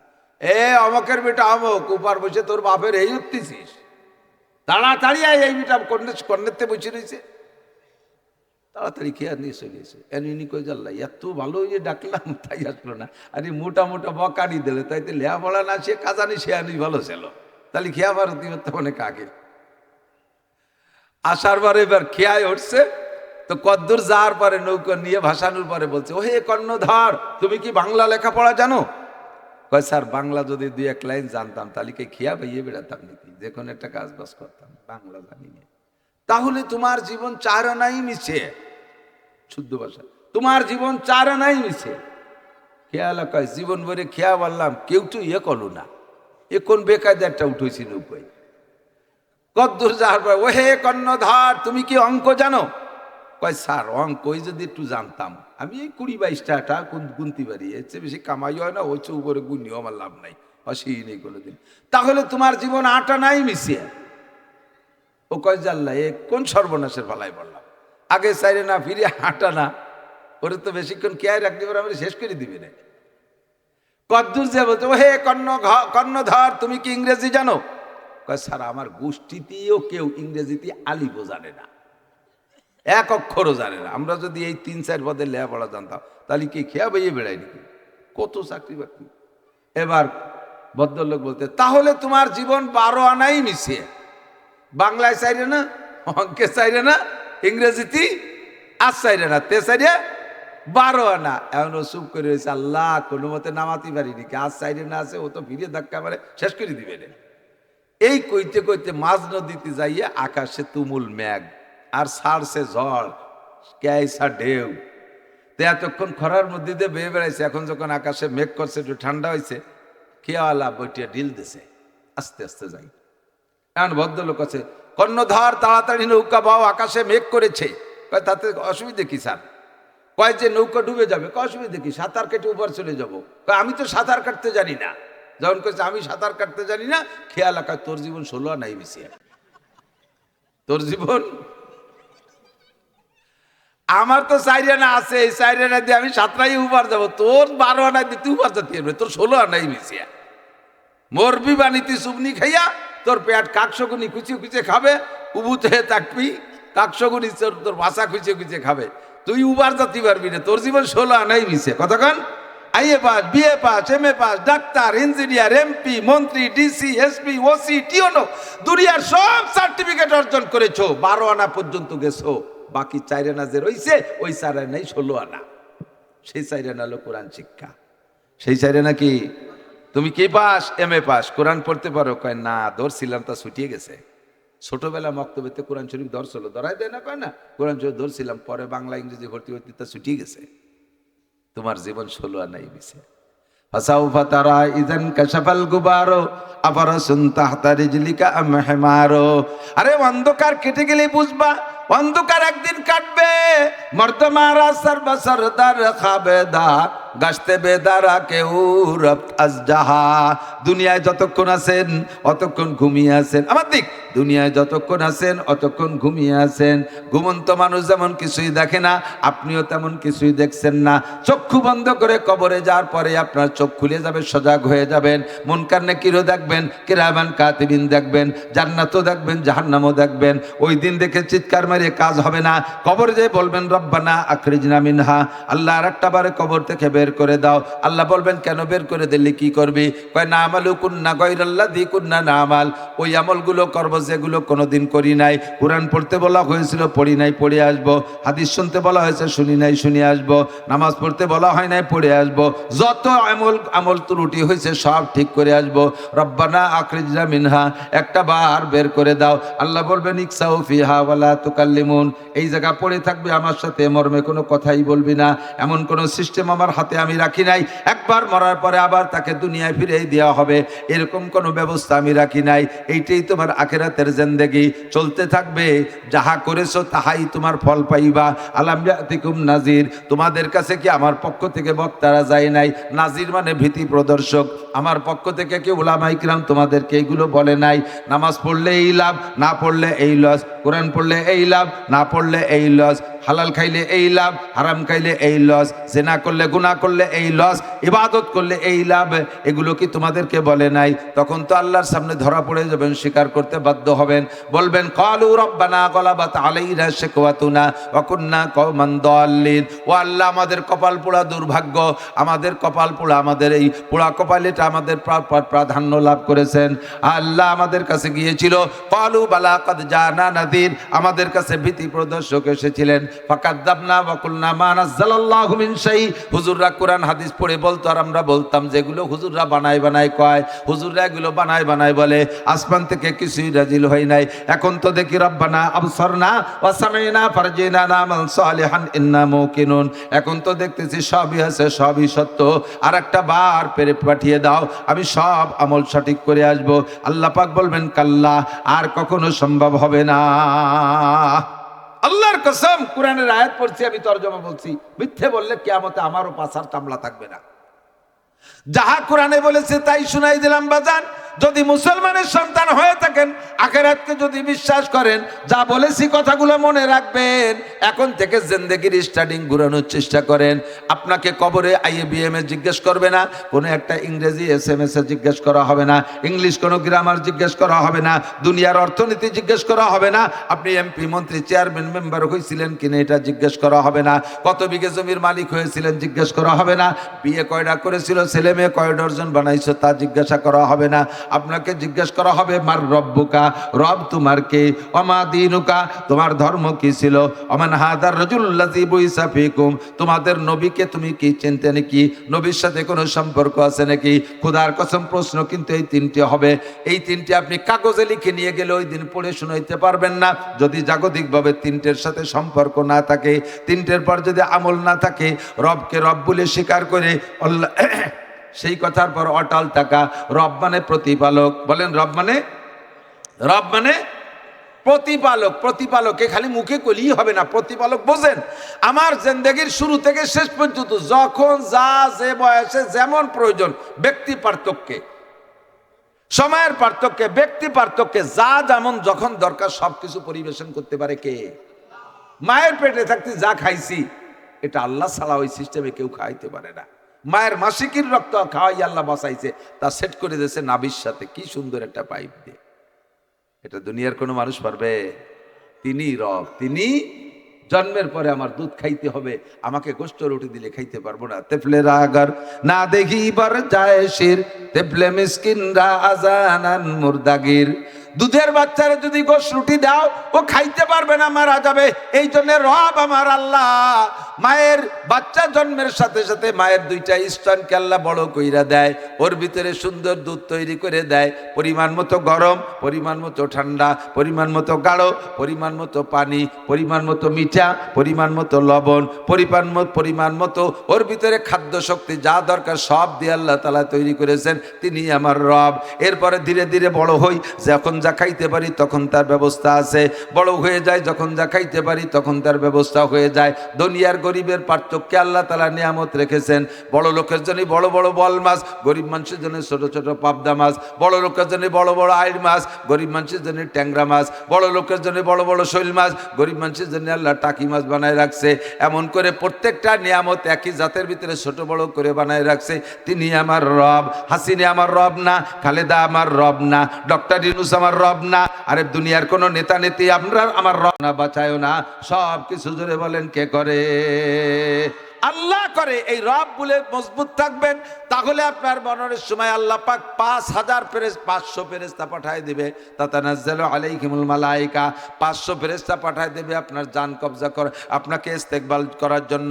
আজরাইল ফেরেশতা জান বের করে নেওয়ার সাথে সাথে ওই জান্নাতি ফেরেশতারা আপনাকে নারায় তাকবীর দিতে দিতে নিয়ে যাবে। যার সময় বলবে ভাই ভয় নাই, দুনিয়া ছেড়ে চলে আসছেন, টেনশন হচ্ছে বউ বাচ্চার কি হবে, আল্লাহ তাখাফু ওয়া লা তাহজানু, ভয়ও পেন না, টেনশনও করেন না। নাহনু আউলিয়াকুম ফিল হায়াতিদ দুনিয়া, এতদিন আপনার সাথে ছিলাম দুনিয়ায়, অফিল আখিরা, মরার পর আপনার সাথে থাকবো। ওয়ালাকুম ফিহা মা তাশতাহি আনফুসুকুম, জান্নাতে যাওয়ার পরে মুখে যা মনে যা চাইবেন তাও পাবেন। ওয়ালাকুম ফিহা মা তাদউন, মুখে যা বলবেন তাও দেওয়া হবে। অবশেষে একটা পুরস্কার অতিরিক্ত দেওয়া হবে, সেটা আপনার চাওয়া লাগবে না, সেটা হলো নুজুলুম মিন গফুরির রহিম। আল্লাহ পাক রব্বুল আলামিন নিজ হাতে তোমার গালে উঠাইয়া 500 বছর খানা খাওয়াবে। আল্লাহর হাত দিয়ে খানা খাওয়াবে। ফাসাউফা তারা ইদান কাশাফাল গুবারু আবারাসুন তাহতা রিজলিকা আমহমারু। ও যুবক, আবাল বৃদ্ধ বনিতা, দুনিয়ার মোহে পড়ে এখন আখিরাতের সব কিছু ভুলে গেছেন। এখন শুধু আড়িয়ে গরুর মতো, বাঘের মতো সামনের দিক গুতইতে তালে আছে। সামনে যে কোন বিপদ হবে এইটা মোটে ভাবতেছে না। এই জায়গায় আমরা এই ষাড় গরুর মতো, বাঘের মতো এই স্বভাবটার থেকে ফিরে আসি। আমি একটু আরো দূরের ভবিষ্যৎ চিন্তা করি। আমার ভবিষ্যৎ কেমন হতে পারে, এই ভবিষ্যৎটা এখনই তৈরি করে নিতে হবে। কেটা কি দিয়ে সাজাইবেন? আল্লাহ কাইবাল্লাযিনা উতুল ইলমা দারাজাত, যাদেরকে ইলমে কোরআন দেয়া হয়েছে, ইলমে শরিয়াত দেয়া হয়েছে, তাদের সম্মান সবচাইতে বেশি। জীবনে যাহা করেছি ভুলই করেছি, জীবনে যাহা করেছি ভুলই করেছি। কত বড় বড় ডাক্তার, ইঞ্জিনিয়ার আর বড় বড় প্রফেসর, অধ্যাপক রিটায়ার্ডের পরে বুড়োকালে দিনদার হইয়া এরপরে এসে মাদ্রাসায় অনেকে ভর্তি হচ্ছে বুড়োকালে। লম্বা একটা সাহাই ছেড়ে কয়, আরে জীবনের শুরুতে ভাবতে পারি নাই যে কোনোদিন বুড়ো হব, চোখের পাওয়ার কমে যাবে, চশমা লাগবে, হাঁটুতে বল থাকবে না, এটা ভাবি নাই। আমাকে হাতে একটা লাঠি নিয়ে হাঁটতে হবে যৌবনকালে, কোনো যুবক এটা ভাবে না। কথা বলেন ঠিক কি ঠিক না? আমার চশমা দিয়ে কাগজ পড়তে হবে, এটা যৌবনকালে ভাবি নাই। এখন তো চশমা ছাড়া বাথরুমের দরজাও খুঁজে পাই না, ভাতগুলো দেখতে পারি না। এই বড় বড় অফিসাররা রিটায়ার্ডের পরে বৃদ্ধ বয়সে আইসা জাগা মতো বুঝে ফেলে, কিন্তু এমন একটা সময় বোঝে যে সময় বুঝলে কোনো কাজ হয় না। সময় আছে বোঝেন, সময় আছে বোঝেন। সময় বেশি নাই আমার, এই জন্য বাড়তে পারবো না, অন্য জায়গা যাইতে হবে। আমি একটা কথাই বুঝাইতে চাইছি, সব কিছুর দাম বাড়ানোর জন্য, এই বোতলটারে দামি বানানোর জন্য যে 1600 টাকা দামের ঘি, সেটা হলো আমাদের জন্য কোরআনের ইলম। কথা বলেন ঠিক কি ঠিক না? এই জায়গা মাদ্রাসা শুরুর সময় মনে একবার কুরবানির সময় আসছিলাম, কুরবানির সময় আসছিলাম, কুরবানির সময় আসছিলাম, এই কুরবানি উপলক্ষে দুটো কথা বলা যাবে। তার আগে জানতামই না যে এই যে এই পাশে এই বাগান টাগানের এই ধারে ফাঁকা পাশে এই পাশে কোনো বসতি আছে বা এখানে একটা মাদ্রাসা।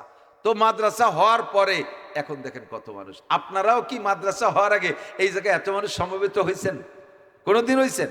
কাজিরাঙ্গা হলে লোকজন জমায়, তাই ভাষাতে কাজিটা যেতে মনে হয় না আল্লাহর রহমতে। তাহলে এই জায়গা হয় নাই, আর আজকে আসছেন কি এই জায়গায় সিজদা দেবেন, জায়গায় সিজদা দেবেন, এখানে জামাতে নামাজ পড়বেন। এত মানুষ মসজিদে ধরবে না, জামাতটা এখানে নামাজ পড়বেন। এই জায়গাটা সিজদার যোগ্য হয়ে গেছে একটা জিনিসের সোয়ায়, সেটা হলো 1600 টাকা দামের ঘি, আল্লাহর কোরআনের সোয়ায়। ঠিক না?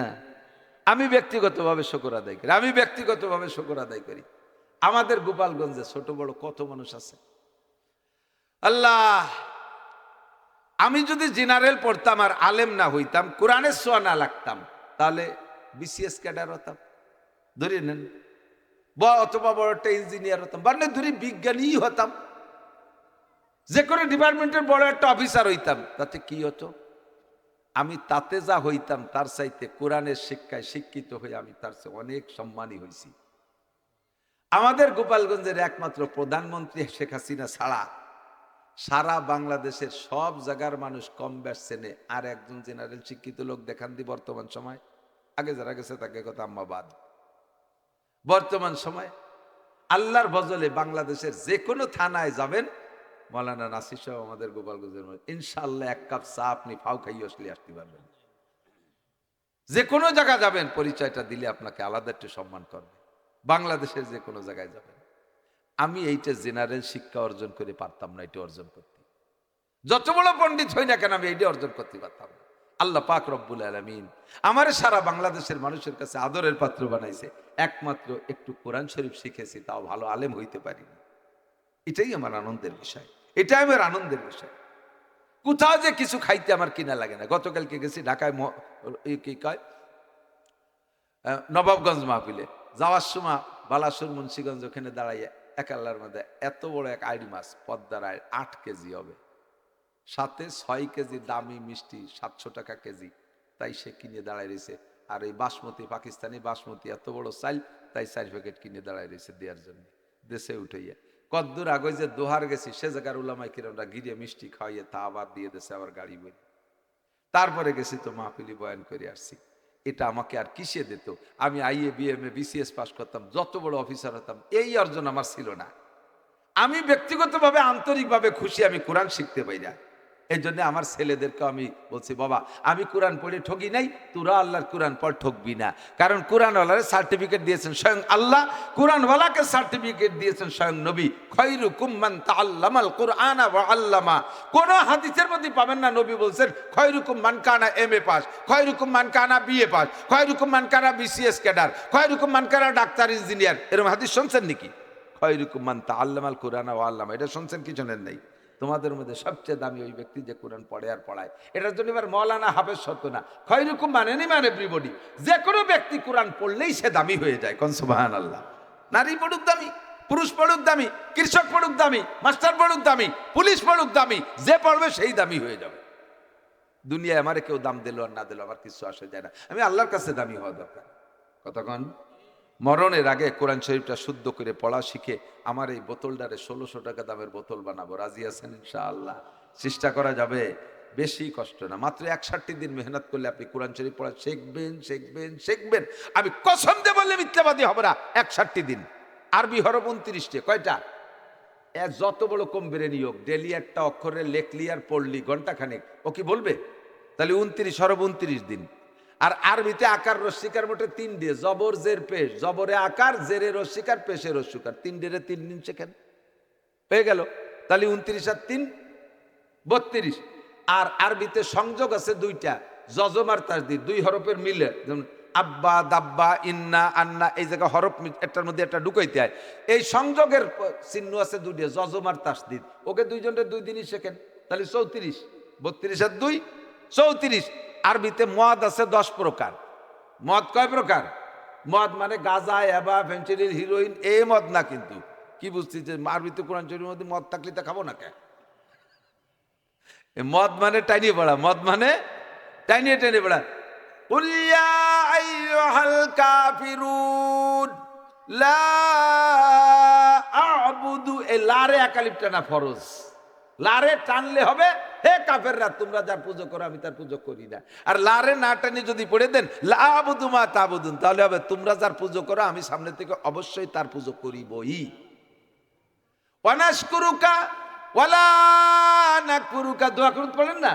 এই ওয়ালারে কমপক্ষে একালিপ লারে টানতে হবে, যদি টানেন তাহলে হবে আল্লাহ তোমার নিয়ামত খেয়ে শুকর আদায় করি, কোনোদিন কুফরি করি নাই, নাফরমানি করি নাই, করব না।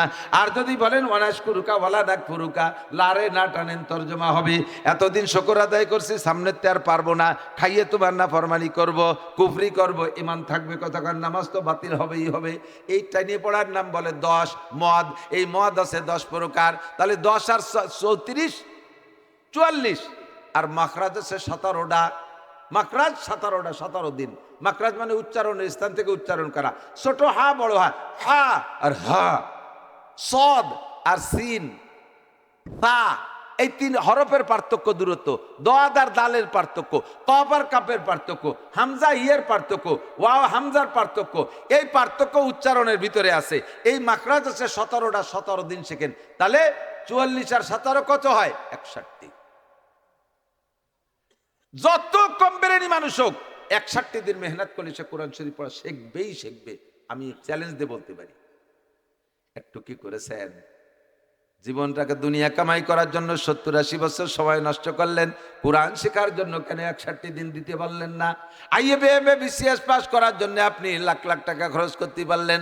আপনি একজন হুজুরের মাসে আপনি 500 টাকা, 1000 টাকা দিয়া 2 মাস কষ্ট করে 1000, 2000 টাকার বিনিময় আপনি এত বড় সম্মান অর্জন করতে পারলেন, কেন করলেন না?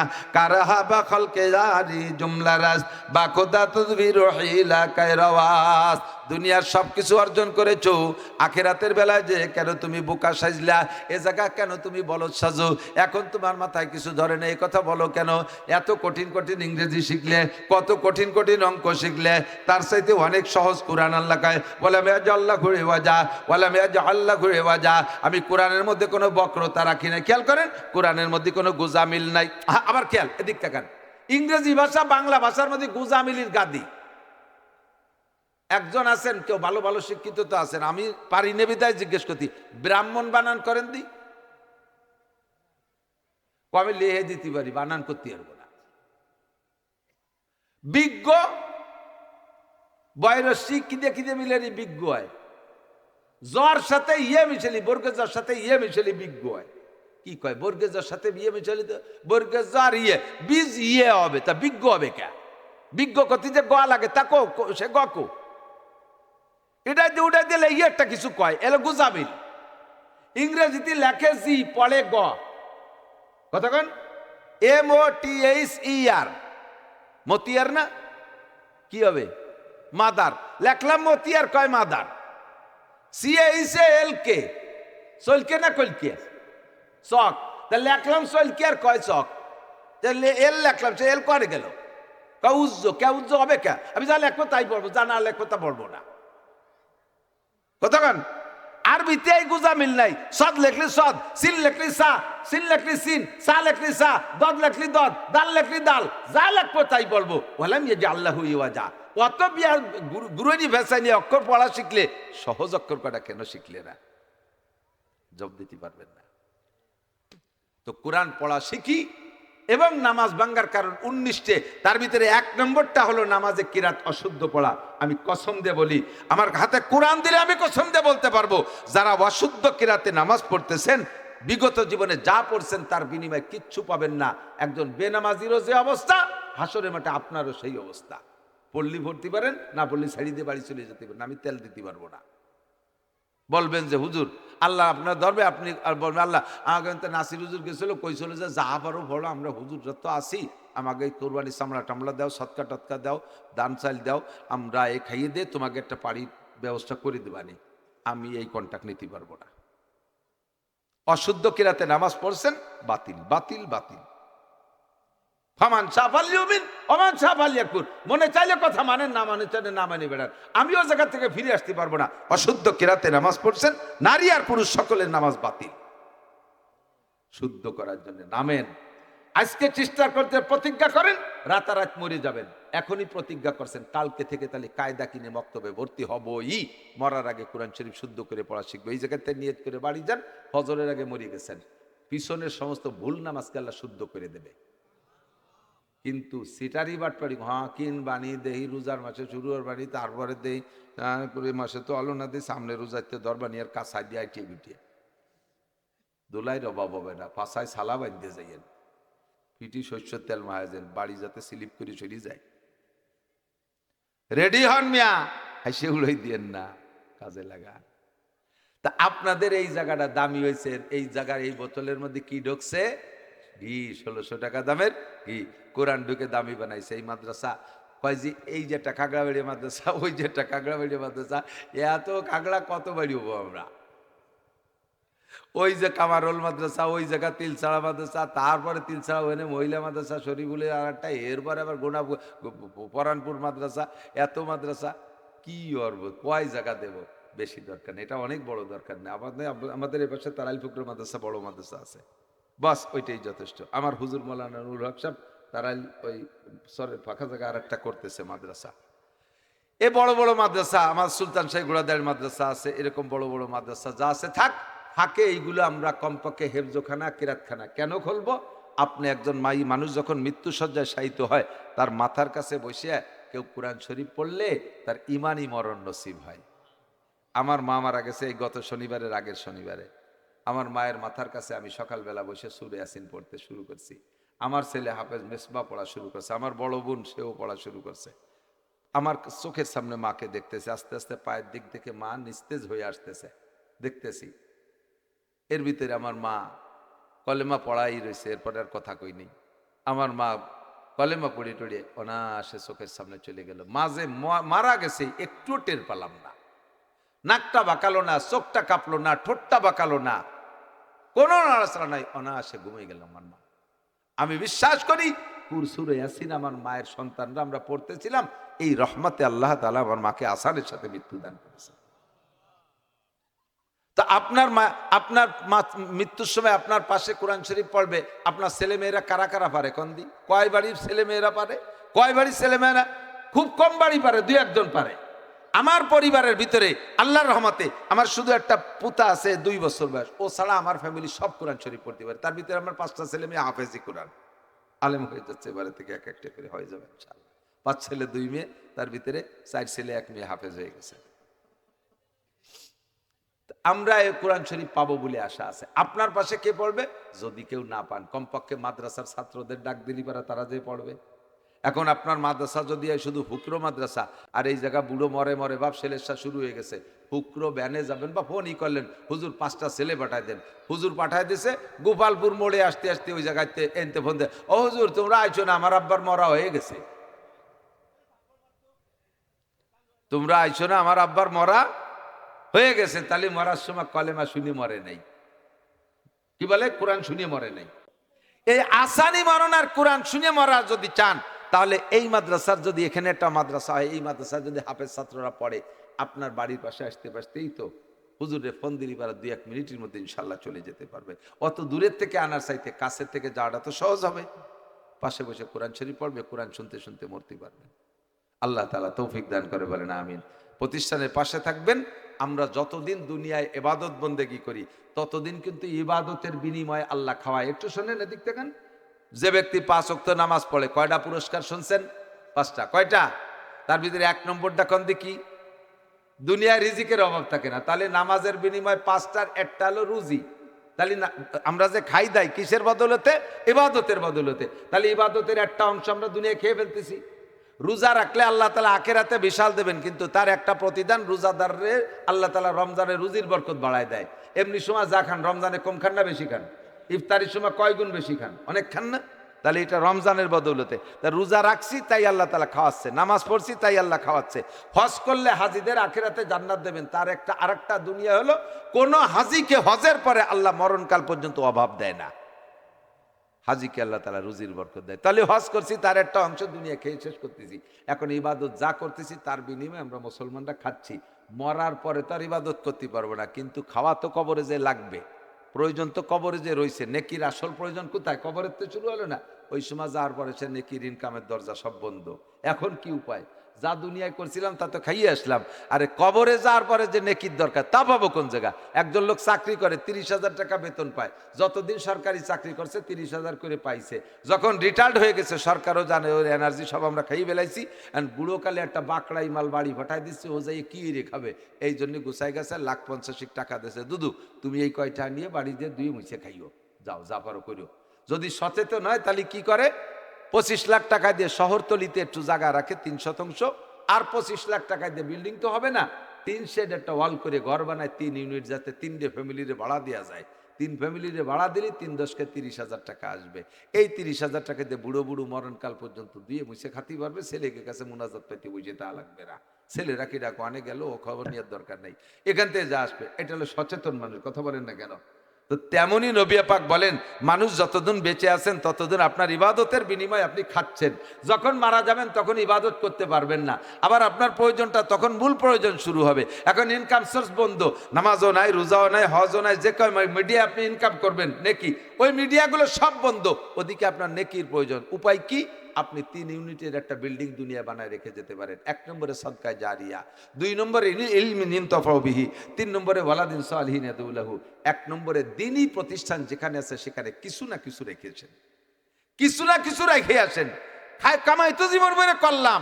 একজন মানুষকে এই জায়গা অডিট করলে আমি কসম দিয়ে বলতে পারবো ইনশাল্লাহ, একজন মানুষের জীবনের অডিট, আপনার ইনকামের অডিট করলে আপনি সুষ্ঠু জবাব দিতে পারবেন না যে সারা জীবনে কয় টাকা কামাই করছেন। কেউ কি করতে পারবেন? পারবেন না, কেউ পারবেন না। কত কায়দায় কতভাবে কামাই করছেন আর খরচ করছেন, একজন মানুষ আমার ইনকামের অডিট করলে আমরা কেউ জবাব দিতে পারবো না। এটা পারলাম না, খরচ কিভাবে করছি তা কি বলতে পারবো? তাও পারবো না। 3 নম্বরে, যে যা কামাই করছেন সব টাকা কি বাড়ি আছে? আছে? যদি কেউ কেন যে জি হুজুর আমার টাকা সব বাড়ি আছে, তাহলে বুঝবো যে আপনি আন্তর্জাতিক খ্যাতি সম্পন্ন কিরপিন, জীবনেও কোনোদিন এই কামাইয়ের রুজিরে জিব্বেরে কিছু দেন নাই। তাহলে জীবনে যা কামাই করলাম তার হিসাব নাই, যা খরচ করলাম তার হিসাব নাই, যা কামাই করেছি তা বাড়ি নাই, আর সামনে যা কামাই করব তাও থাকবে না, এর মধ্যে কোনো সন্দেহ নাই। কতক্ষণ ঠিক না? তাহলে এখন যা করছি, কত জায়গা কতভাবে খরচ করছি, আমার সদকায়ে জারিয়া ফার্স্ট ইউনিটের জন্য আমি কি খরচ করছি। আল্লাহ কয় ওমা তুকাদ্দিমু লিআনফুসিকুম মিন খায়রিন তাজিদু ইনদাল্লাহ, আমারে কয়টা টাকা দেও বান্দা, দেও আমারে কয়টা। ওয়াম্মা সাইলা ফালা তানহার, চাইলে কেউ চাইলে তারে তুমি ধমক দিয়ে তাড়াই দিও না। আমি চাইতেছি, এখানে আমি চাইতেছি। আমার কোরআনের গড্ডা দেখো কি অবস্থায়, ভিতরে যে বাথরুমে গেছি, বাথরুমটা যার যোগ্য না। আপনাদের মধ্যে আমরা উলামায়ে কেরামরা আসবো, যদি ওর ভিতরে অত অমন অযোগ্য থাকে তাহলে কিভাবে আসবো যাবো? কারণ আমরা বক্তারা একটু ডিলেই হয়ে যাই, সফর করতে করতে, ঘুম কামাই করতে করতে, খাওয়া দাওয়া ঠিক নাই, আমরা ঢিলে হয়ে যাই। তখন ঘন ঘন পেশাব আসে, বাথরুম বারবার আসে, ওয়া নিয়ম। বাথরুমে যদি এখন বদনা নিয়ে বাগানে পাঠাই দেন, হুজুরে আনো বানাই পারেন না, আপনি বদনা নিয়ে বাগানে যান, এ কি হবে? আমাদের যাওয়া তো সম্ভব। অথবা হুজুর আসেন আমাকে বাড়ি, বাড়ি ঢুকে গেলে আপনার বাড়ি কয় যে হুজুর দাঁড়ান, 3 বিটি দাঁড়ান রয়েছে সিরিয়ালে, আপনি 4 নম্বর। যে বিটিকের সাথে সিরিয়াল দিয়ে কি সম্ভব নাকি? এই অপমানিক কারবারের দরকার নাই। এই বাথরুমটাও করবো, বিল্ডিং এর যে ভাঙাচুরা হালাত আছে এটা আমরা সারিয়ে ফেলবো। এই মাদ্রাসা আরো বড় একটা বিল্ডিংও করতে হবে। আমরা এই জায়গা সদকায়ে জারিয়া 1 নম্বর ইউনিট, 2 নম্বরে ইলমিন ইনতাফাউ বিহি, নিজে কিছু যা জানি আর একজনের শিখে যাব। 3 নম্বরে ওয়ালাদিন সালিহিন, নেক সন্তান, কমপক্ষে আমার একটা সন্তান আমার জানাজার ইমামতি করতে পারে। খেয়াল করেন, আমার একটা সন্তান আমার জানাজার ইমামতি করতে পারে। আমি বাড়াইটে মৌলবীর জানাজা নেব না। বাড়াইটে মৌলবী পর্যন্ত মসজিদের ইমাম আপনার জানাজা করবে, তার কি আপনার প্রতি একটু মায়া আছে? আরো যদি আপনি তার ছুটির দিন মরেন, যেদিন ছুটি পাইছে সেই দিন আপনি মরছেন, তার কিরম ঠেকন দিদি? এই 3-3টে মাস বাড়ি যায়নি, আজ বাড়ি যাবো, বুড়ো শয়তান বাইছে, তেও জ্বালাইছে, মরিও জ্বালালো, মরতে সময় পেল না, আমি বাড়ি যাওয়ার পরে মরতো, এই রাগারাগি। কিন্তু মরণ তো তার টাইম মতোই আইছে।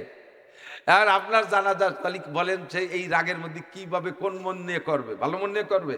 তা আপনার ছেলে যদি আপনার জানাজার ইমামতি করে, তাহলে তার বিমান ফ্লাইটও যদি মিস করতে, তাও মিস করবে, ঠিক কিনা? আর বাড়াইতে মৌলবী জানাজা নিয়ে দাঁড়াইছে, তকবির 3টে দেশে, এর মধ্যে গাড়িতে হরেন দেশে, আসলে ট্রাকে হরেন দেশে, বাস আছে নাই, উনি মনে হচ্ছে বাস আইছে, তকবির 3টের পরে আসসালামু আলাইকুম রহমতুল্লাহ, সালাম আলাইকুম রহমতুল্লাহ। হুজুর তকবির 3টে হয়েছে, কয় চূড়ার একটা দিয়ে আমার বাস ছাড়িয়ে দিল। পরের বাপের জানাজা তকবির একটাও নালি, হুজুরের কি হয়েছে? কিন্তু আমার বাপের জানাজা কি আমি এক তকবিরে কম দেব? আমার মা মারা গেছে, আমার বড় ভাই হাফেজ মৌলানা আব্দুল হাই জানাজা করেছে। আমি যদি এখন মারা যাই, তাহলে আমার ছেলে মিসবাহ, আকমাল, আজিজুল হকেরা, যারা যে কেউ করবে, আমার ছেলেরা সবাই হাফেজ আলেম আলহামদুলিল্লাহ। মনে মনের মধ্যে বড় একটা সাহস আছে। আমার মা মারা গেছে, আমরা 4 ভাই হাফেজ মৌলানা, আমরাও কাঁধে করছি, আমাদের ছেলেরা সব হাফেজ। আমার এই মূর্খ মারে একজাক আলেমে কাঁধে করে নিয়ে কবরে রাখছে। আপনার মারা যাওয়ার পরে আপনারে কে নেবে? আপনার বিড়ি খাওয়া ছেলে, আপনার সিগারেট খাওয়া ছেলে, আপনার পাশাবের করা প্যান্ট পরা ছেলে, আপনার দাড়ি কাটা ছেলে, আপনার ঘুষ খাওয়া ছেলে, সে যারাই নেলো একসাথে দেওয়া। হুজুর তো সব কয়জন হয় না, কমপক্ষে জানাজার ইমামতিটা করার জন্য একটা ইমাম বানান, ঠকবে না। আমি তো আগেই বলে নিছি আমার ব্যক্তিগত ব্যাপারটা, শকর আদায় করণার্থে, যে আমি IABMA BCS পাস করলেও ওই সম্মান বাংলাদেশে অর্জন করতে পারতাম না যে সম্মান আমি কোরআনের মাধ্যমে অর্জন করেছি। আপনিও একটা মেধাবী ছেলে, ভালো ছেলেটাকে মাদ্রাসায় দেন, ইনশাল্লাহ দেশজয়ী আলেম হবে, বিশ্ববিখ্যাত হবে, তার দ্বারা হাজারো মানুষ হিদায়াত পাবে, আর এই নেকি আপনি কবরে শুয়ে শুয়ে পাইতে থাকবেন। তাহলে অল্পক্ষণের ভিতরে, আমার সময় বেশি হয়ে গেছে, 7:30 পর্যন্ত থাকবো ভাবছি, তারপরে 7:45 বেশি হয়ে যাচ্ছে নাকি পাওয়া যায় না, এখন আমার দূরে যেতে হবে। অল্পক্ষণের ভিতরে আপনাদের মাদ্রাসারে বাকি কাজটুক করানোর জন্য 2000, 5000, 10,000, আমি কোনো অঙ্ক বলবো না, মোহাব্বতের সাথে কোনো এক আল্লাহর বান্দা বলেন, যার যে পরিমাণ সম্ভব, একজন মানুষ সর্বপ্রথম বলবেন আমি 10,000, 20,000 টাকা দেবো এই মাদ্রাসার কাজের জন্য, আমি 10,000, 20,000 টাকা দেবো, আমি তার জন্য প্রাণ খুলে দোয়া করব। আজকের মজলিসটা দোয়া কবুলের মজলিস বলে আমার কাছে মনে হচ্ছে, ইনশাআল্লাহ আল্লাহ দোয়া কবুল করবে। আছেন কোন আল্লাহর বান্দা? আলাইসা মিনকুম রাজুলুর রশিদ, আপনাদের মধ্যে কেউ আছেন যে আপনি ফার্স্ট ইউনিটটা খুলে রেখে যাবেন? সদকায়ে জারিয়া মাদ্রাসার বিল্ডিং এর কাজ হবে। 20,000। কি নাম ভাইজান? ভাই আবু বকর শেখ, নামটাও বড় চমৎকার নাম। ভাইকে আল্লাহ তাআলা সুস্থতার সাথে লম্বা হায়াত দান করে। 20,000 টাকা মাদ্রাসার খেদমতে, বলেন আমিন। মাদ্রাসার সভাপতি যোগ্য মানুষ, নামও যোগ্য, কাজও হয়েছে যোগ্য। হুজুর ডাক দিলে সর্বপ্রথম আবু বকরই দাঁড়াইতেন। যে কোনো কালেকশন, যে কোনো কাজে ডাক দিলে আবু বকরই দাঁড়াইতেন। সভাপতি সাহেবের নাম আবু বকর। আল্লাহ তাআলা এই মাদ্রাসার হাত্তাল মৌত ওনাকে সেবা খেদমত করার তৌফিক দান করো। হালাল ভাবে লাখ লাখ কোটি কোটি টাকার মালিক বানায় দাও। সপরিবারে বারবার হজ উমরা করার তৌফিক দান করো। সন্তানদেরকে নেককার দিনদার উচ্চ শিক্ষায় শিক্ষিত করে দাও। সবাই বলেন আমিন। যত মানুষ ওনার বংশের কবরে চলে গেছে সমস্ত মরহুম মুর্দা গানদেরকে মাফ করে দাও। যাবেন না? কেউ যাবেন না? হাঁটা দিলে 1-2-4 জনের হাঁটা দেখে আরো হাঁটবে, তাতে পরিবেশটা নষ্ট হবে। এতে যেটুকু লস হবে আপনাদের আমল নামায় সেই লসের গুণাটা জমা হবে।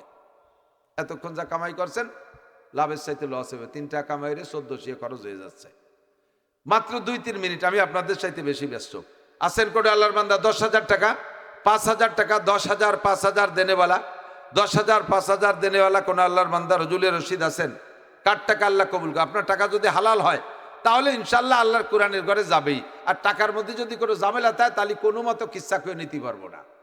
আর যদি না দেন তাহলে বুঝবো যে বিরাইটার মধ্যে ঝামেলা আছে বলে দিচ্ছেন না। মনে হয় সবাই টার মধ্যে ঝামেলা আছে, দিচ্ছে না কিছু। ফরাদ মোল্লার 5 টাকা পাক পাইছি আলহামদুলিল্লাহ। হ্যাঁ, জমিদাতা ফরাদ মোল্লা 5,000। বলেন আলহামদুলিল্লাহ। আল্লাহ হায়াতে তুমি বাড়াই দাও। 5, ওই যে ভাই 5,000 দেখেন, কি নাম? বাবলু শেখ 5,000। বলেন আলহামদুলিল্লাহ। সেক্রেটারি সাহেব 5,000। আল্লাহ দান কবুল করেন, নেখায়াত দারাজ করেন, হালাল ভাবে লাখ লাখ কোটি কোটি টাকার মালিক বানায় দেন। সপরিবারে মক্কা মদিনা জিয়ারত নসিব করেন। মরহুম মুর্দাগানদেরকে মাফ করে দেন। সবাই বলেন আমিন। আছেন আর কোন আল্লাহর বান্দা? 2,000, 1,000, 5,000, 2,000, 1,000। হ্যাঁ, মিন্টু মোল্লা 2,000 টাকা। হ্যাঁ, আর ওই পিছনে জুয়েল 1,000, 5,000। জুয়েল শিখদের শেখ, জুয়েল শেখ 5,000। আল্লাহ দান কবুল করেন, নেক হায়াত দারাজ করেন। যুবক মানুষকে আল্লাহ তাআলা দিনদার পরহেজগার বানায় দেন। হযরত হাসান হুসাইনের সাথে জান্নাতি করে দেন। কি নাম? শাহাদত হোসেন সাহেব 1,000। আল্লাহ দান কবুল করেন, নেক হায়াত। একটু তাড়াতাড়ি বলেন, আমি একটু ব্যস্ত আছি। একটু তাড়াতাড়ি বলেন। দেবেন, অনেকেই দেবেন। সবাই নিয়ে কালেকশন করলে অনেক হবে, আমি পারতেছি না। কামরুল শেখ 1,000। আল্লাহ দান কবুল করেন। কি নাম? হ্যাঁ, রমজান শেখ 1,000। আল্লাহ দান কবুল করেন। মাশাআল্লাহ, আলহামদুলিল্লাহ। হোসেন মোল্লা নগদ 1,000।